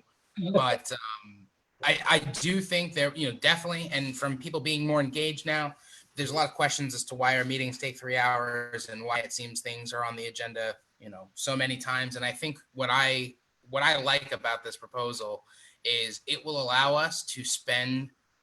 the town board more time to spend time on the things that need the time, as opposed to, essentially doing paperwork. So, I know I can say I'm greatly in favor of this. I think this is exactly the type of smart changes we can be making to processes. And I'm very happy to see this on the agenda. And John, I think on top of that, let's see how it goes. Let's see how this new process works. And if it proves to do what we're hoping it would do, Sarah, then there's no reason to change it. So I agree with you and Sarah on cutting out extra steps to move our meetings along a little faster. And Sarah, oh, sorry, go ahead. Go ahead, Karen. The planning board is 100% on board with it and has reviewed this proposal. The planning board, yeah, good. Yeah, Sarah, there's absolutely strong support from the planning board, Karen. Joe Lupia is really excited to see this move forward because just like John said, he thinks it'll expedite things. Thank you, Doug. Yep. Always like nodding heads. It's always There is no comment on Facebook or in the Q&A regarding this. Elaine does have one. I just have a question. Because this law that the changes we want to make is 13 pages, I just want to confirm, like, this law already exists. We're making changes to it. And what we're doing is we're changing the process. So instead of within this 13 pages, instead of saying the town board is doing that, right, the planning board is doing that. Is that correct? That is correct. Okay. Tim, did you want to comment? Yeah, the reason it's 13 pages long is because we're actually repealing the old law and replacing it with this law. 95% of it is the old law. Okay. It's just the 5% that has to do with the planning board taking over the responsibility to do the special permits. Okay, thank you. Very good. So the genesis of this was an effort to work on customer service as a function of the board, of the town's behavior. That there's other things we've done, like accepting online payments and some other things where we're trying to be easier for the public to engage with. And this was one of the recommendations from that process, was just to be a little easier for constituents to work with us. And in this case, it's oftentimes the special use permit and the site plan are the same people at the same time having to do double work. And we just didn't think there's any need for that. So that's why this is here. May we close the public hearing? Unless we have any other comments, I don't see anything. Right, Allison? Nope. Okay. Go ahead. I'll make that motion. Second. All in favor? Aye. Opposed? Carried. Any further discussion? Well, I just want to clarify for anyone who might be watching. This is, I think, the first public hearing we've had in the Zoom environment where we didn't leave it open for 2 weeks. And just to be fully transparent, it's because this is something that's been worked on, discussed. We haven't had any comments. I don't think I've had a single letter or email. I don't think anyone has. So just so that everyone watching understands why this might be the first time you're seeing a public hearing open and close in a meeting since, March, right? And we did take public comment on it because this was in the same batch of Eagle Bulletin technical issues, I guess. I don't want to throw them under the bus. Same with the no parking signs too. So we did, we got that done tonight too. This would be local law number 6. Right, okay. So I would like to make a motion to enact local law 2020-6, replacing special use permit law and delegating authority to issue special permits to the town of Manlius Planning Board. Well said. Second. All in favor? Aye. Aye. Opposed? Carried. Very good. All right, we got through that one. All right, go through my stack here. All right. Comprehensive planning. Yep. Let's see here. Let's move on to item. Where are we with that, Heather? I know I found an email from May. Yeah, exactly. So I in May, I shared a memo, I think internally with some information, and I have a new one that still may be wordsmithed. But if you'd like me to, Sarah Bollinger and I have been working on a plan given our new COVID reality, and also the state not having released the comprehensive the CFA funding application.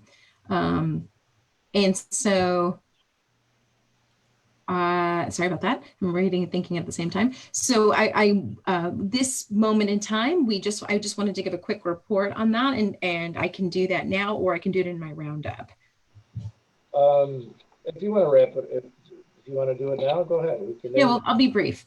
We've only sort of done almost a soft launch of getting the word out about comprehensive planning. It was something that we talked about when a lot of us were coming into the new roles. We talked about it in January and approved a comprehensive plan committee.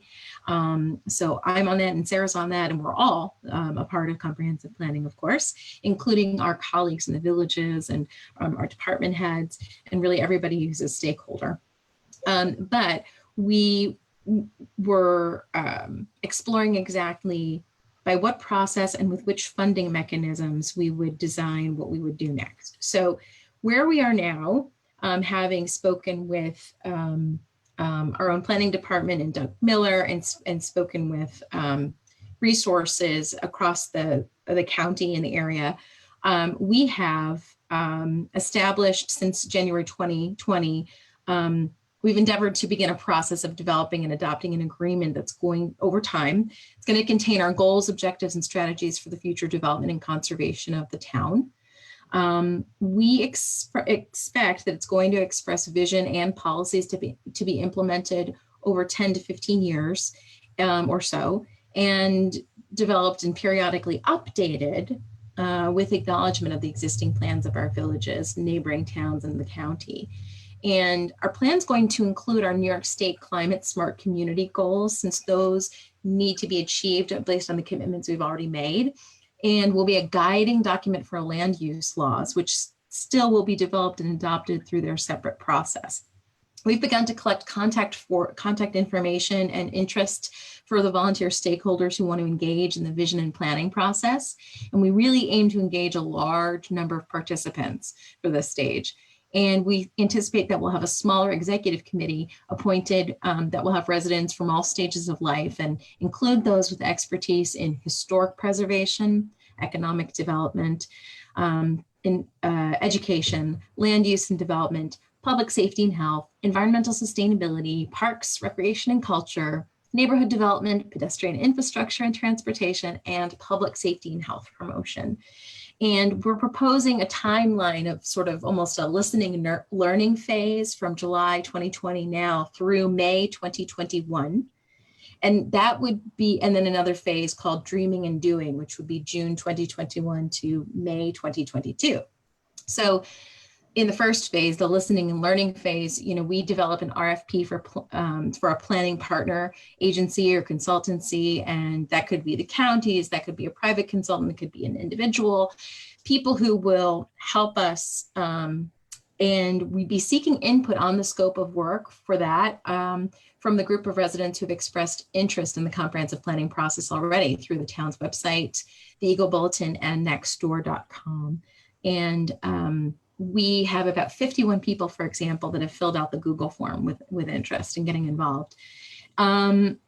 We want to hold initial virtual listening sessions in September, October, and November with topics of interest to folks and with engagement through community affinity groups like a neighborhood association or a faith group or a home and school association, in addition to just being open to folks, so that we're really going where people are and also using the virtual tools we have. We want to engage the community through these virtual listening sessions, surveys, public meetings, and then use analysis tools. And we're going to apply for support from the New York State consolidated funding application, which has been delayed in its release due to COVID, and to help fund continued public engagement, to inventory the things we've already done and utilize all the relevant work and studies that are available to us and communicate findings to the community. And then the second portion, we will have the vision statement and goals, the strategies, actions, policies, and programs to be implemented. The committee will produce a draft of the plan, hold a public hearing. The draft plan will be forwarded to the town board for review, seeker, and a second public hearing. And then the Central New York Regional Planning and Development Board is going to have to review the plan. That'll be a part of the process no matter what. And when the final step is completed, the town of Manlius may adopt the plan through resolution. So that's a broad overview of the whole project for 2 years of our life together. And we're really excited to get started. I think it's going to be, I'm having a hard time opening my Zoom back up. I can't see you well, but let me open it up again. There we are. I can see you. So we're really excited to get started. And I just want to thank everybody who's sort of been waiting patiently for this to really kick off. And we really do need this extra support in order to do everything we do regularly and keep this moving forward. But it will help inform everything and all the big decisions we have in front of us. That was a lot. Thank you. That was, like everything else, you'll have all that memorized in no time, right? No. I love to just read things to you. All right, very good. Sarah, did you want to comment on that, or are we good? We're good? I think Heather said it all. Thank you. Very good. Thank you, Heather. It's a process for sure. That's definite. So we'll move on to the correspondence and new business, and we'll start out with Rob Cushing, Highway Superintendent, and all his paving and stuff. What's going on? Paving is good. We're continuing on there, and I guess I'll yield my time to Randy tonight. Oh, Good Randy. job. Didn't get much time. So we will now move on to Randy. Go ahead.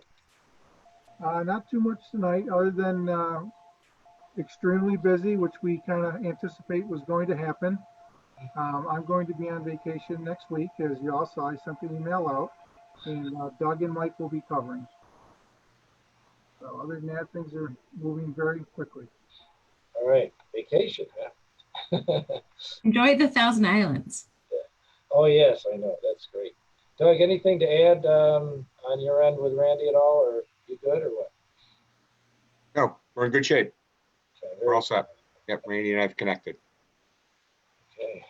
Tim, anything for us this evening? I like what Robert said, and I'll yield my time to Allison. It's all yours, Allison. Now I'm kind of embarrassed because I actually have a thing. And by this time of the night, I'm always like, let's go, let's go, let's go. So, and actually, Ed, I have to apologize to you because we didn't get a chance to talk about this yet. But I did talk to Anne, which counts, right? There you go. Yep. Okay. So as everyone knows, we've been adapting and juggling here at Town Hall, and we have reallocated some staff in Town Hall. And Tina has come up from Recreation, and that sort of happened very quickly. And we found that Tina was, and I'm sure Randy can, my little office mate here, can echo those sentiments, but Tina's been a really good fit for our department. And it has, you guys have all been in my office and seen the volume of work that comes through our office because we're combined with planning and development, and the phones never stop, ever. And so I would like to, in a more permanent fashion, give Tina a deputy clerk designation. This will allow her to perform some more functions. Right now, I'm the only one doing marriage licenses, and I would like to be able to turn that over to her. We spent some time training her on that, so she'd be able to transition to that pretty quickly. And I reviewed it with Tim. There the town supervisor and the town clerk are kind of the oldest members of the town. So there's a lot of laws and rules regulating them. And I can have up to 3 deputies. I don't plan to continue having 3 deputies because I do share Lisa, and she is now functioning primarily in planning and development in practicality. But I'd like to keep that name just because COVID has taught us that you never know what's going to happen. So, you know, in future budget time, I've talked with Ann, we'll address all of that. I talked with Sarah and John as well about that, and we'll kind of figure that out going forward. We also have never named a first deputy. That's something that you should do should something happen to me, because there are some town clerk things that only the town clerk can do.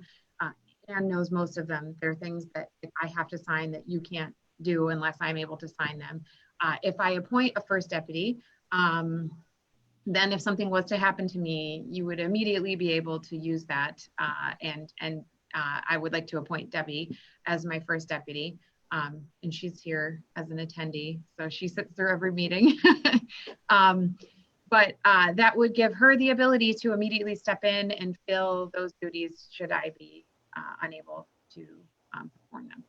So I am requesting a motion to appoint Tina Galvin as a deputy clerk and to appoint Debbie Witzel as a first deputy clerk. So these are just titles and positions, and that's it at the moment. Everything else stays. Yeah, budget wise, everything stays the same. Tina retains her status, her service status, all those things remain the same, but this would just be something on the record that would allow us to function. So someone needs to make a motion for, do we do it individually, I would imagine here? Yes. Right, okay. So Mr. Supervisor, I'll make a motion that Tina Galvin be, first, no. yep, no, she would be the deputy clerk. Deputy clerk, yes. I'll second. She's very excited, Allison, about her responsibilities with you. Yes. Any other discussion? All in I just want favor? to thank you all for service, and that is always incredible and so professional, and we're very, very lucky. So thank you to Tina and to Debbie and to you, Allison. And Lisa. And Lisa. Oh, so sorry. And Lisa. Oh my gosh, Randy, do not tell her. She's not watching on Facebook right now, so. Do we need a motion then for Debbie Wood as first? Or John seconded it, I think, yeah. Okay. So all in favor? Aye.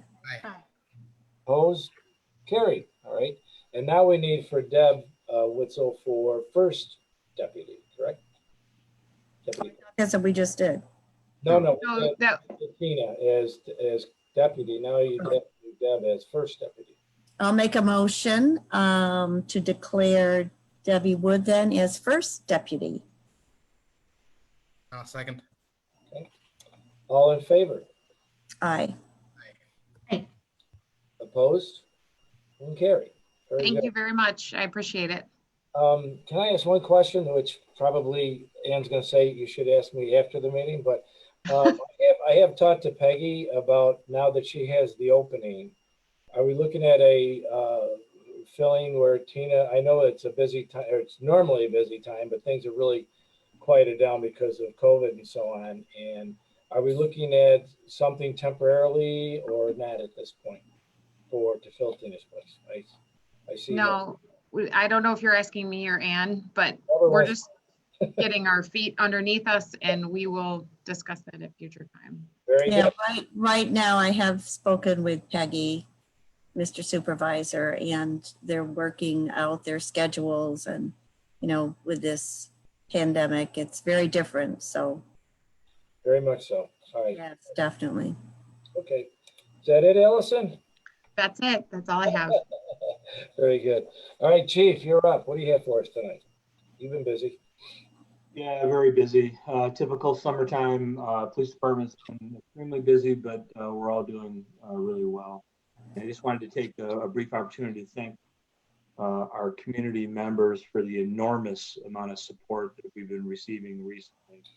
I I can't even count the number of emails, letters, cards, and most recently donations. We've received one in particular significant donation from a community member because they're so pleased with our services, which is so much appreciated. And that donation is going to go directly towards funding some of our community policing programs, or at least enhancing our community policing programs. So hopefully I'll be able to report on that a bit down the road here. But beyond that, we're doing good, just real busy. Very good. Yeah. I'll look forward to that. And you mentioned pizza was also delivered, and I don't think donuts. Everybody's been bringing stuff by for you too, besides money. Yeah, as well as the emails, letters. There's been a lot of food flowing into the lobby, which is so much appreciated. Each and every one of the officers see that, and they just can't believe the amount of support we're receiving. So that's a great thing. It really is a tribute and a testament to the police department that we've had here for so many years. And I've missed a couple of last meetings with the renovation at the village hall and the police department. How are we doing with trailers, that type of thing? And because we're getting close to, let me see, is it July? I think was where they were supposed to start, right? No, the phase one of the 3-phase project is scheduled to begin August 1st. Yeah, oh, all right. Okay. The trailer that we'll live in temporarily for 3 months, hopefully only 3 months. Yeah. We delivered in 2 weeks. Okay. So I'm trying to coordinate its delivery and positioning, and so we can connect up to all the electronic services that we need to be able to continue the mission. So that's going to make life interesting over the next month. Yeah, it'll be challenging, and I encourage you to please, let your staff and everyone know that they have my 100% support in everything they're doing. And I want to again compliment the work they've really had their hands full the last couple of months, and with different municipalities. I know that costs some money, but when other municipalities call, we respond, and so again, thank them for all the work that they're doing to help in the county. Okay. Will do, Mr. Supervisor. Thank you. And town manager, Ann, I know you have a list, right, of things? No. No, all right. A quick update. We continue to look to opening the building to the public. We've had a couple setbacks, so stay tuned on that. As we know, we're just going to kind of keep working through that and moving forward best we can. Just a reminder, it is budget season. We need to start putting our calendar together. Allison and I, usually get that done, but we really, in July, so we really need to start moving forward with that. Yep, absolutely. Something to look forward to. All right, town board, let's move on. Sarah, I know that you have something that you want to cover tonight, so do you want to start us off? Okay, thank you. So I am back with our zoning changes for the commercial zoning process, and this is the work of the Planning Process Committee. We have been working sporadically but diligently to revise the commercial zone procedures, and we're pretty much to the end of that process. So for right now, what I'm doing today is to announce that the town will be posting the draft revised zoning code and a brief video that explains the purpose of it and how it comes together. And that will be on our website this week. Excellent. And then we will implement outreach. So we're going to send that link and information through Facebook with the Chamber of Commerce, with some builder groups and developers. So we really want to get the word out to the kind of people who care about commercial zoning and get their input. And then we're going to have a public information meeting on July 22nd where people can share comments or suggestions of how those codes may miss something or may make something no longer permitted that they are doing now, or something along those lines. So we just really want to hear from the public to be sure that we haven't accidentally hurt some property that because we just weren't aware of something. So that's going to be on the 22nd at 5 before the board meeting. And we welcome, and it'll be a Zoom meeting. So the directions for how to sign up for that will be on the website along with the law or with the draft zoning code. Then after the input is received, our attorneys will write up the actual law to be voted on, which will be more than 13 pages, I'm sorry to say. And then that will be posted on the website and will be submitted to the Onondaga County Planning Board for their review.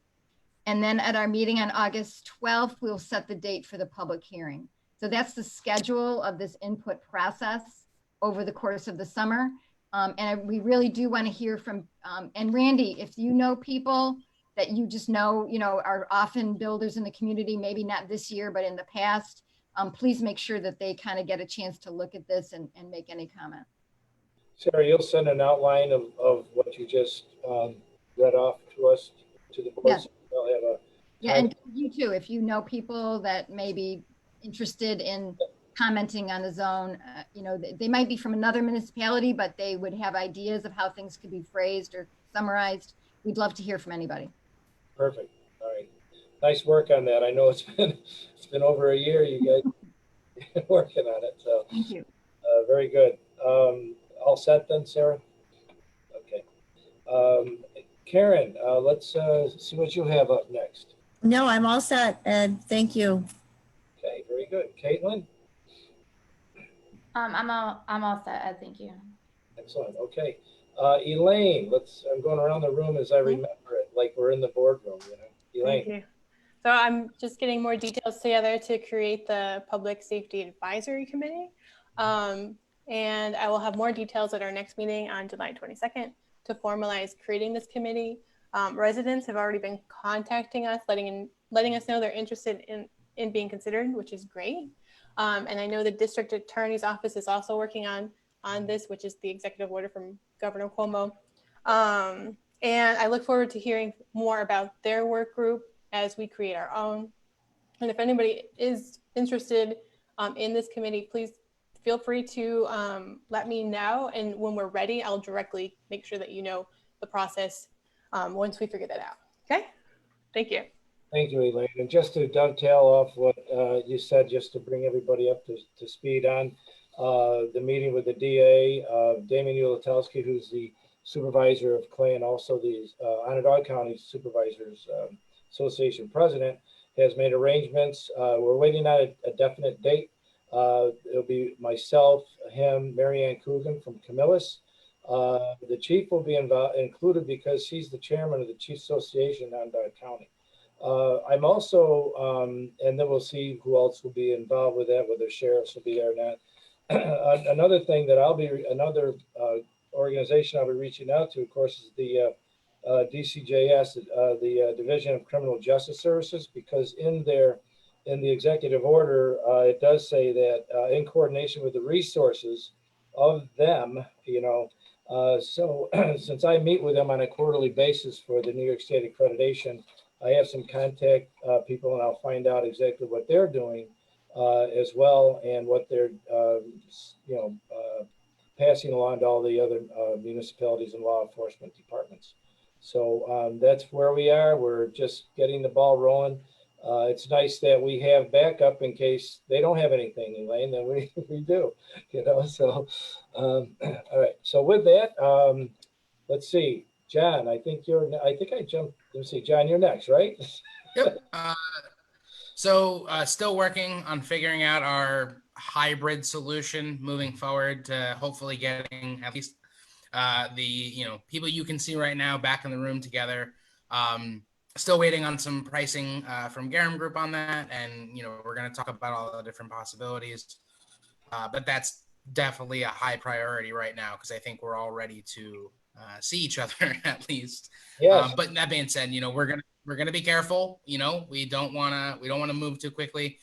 And I think the biggest thing here is, for where I'm looking at this is we don't want to lose with the pandemic and moving to Zoom and everything, we lost a lot by not being able to be together, but we gained a lot in new platforms, more accessibility.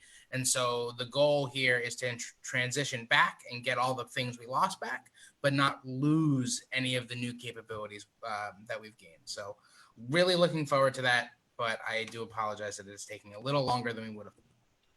No, John, you're on it, and I know you're going to make it happen, so thank you for that. Heather, anything else you want to add tonight? No, thank you. Yeah, I saved you to last. I only have one thing tonight, and then we'll be closing out. A little celebration, little successes. I'd like to at least bring them up to attention. We received a letter from PERMA, of course, who handles our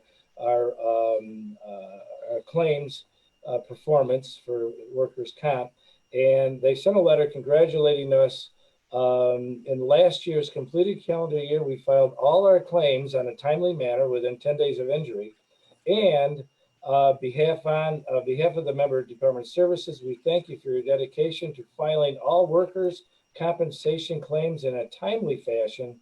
As on claims submission, aids in controlling the cost of an injury. We have a nice little plaque or a little certificate that will also be posting. But I really want to thank our town manager who makes sure all of these things get done and happen. So Thank you, Ann. thank you for all of that very much. So Do you mean just the PERMA things, or you mean everything, right? Well, everything. Allison, everything. And you too. Shout out in there. All right, and that's it. That's all I have. So if we have a motion to close. I'll make a motion to close the meeting. I'll second it. All in favor?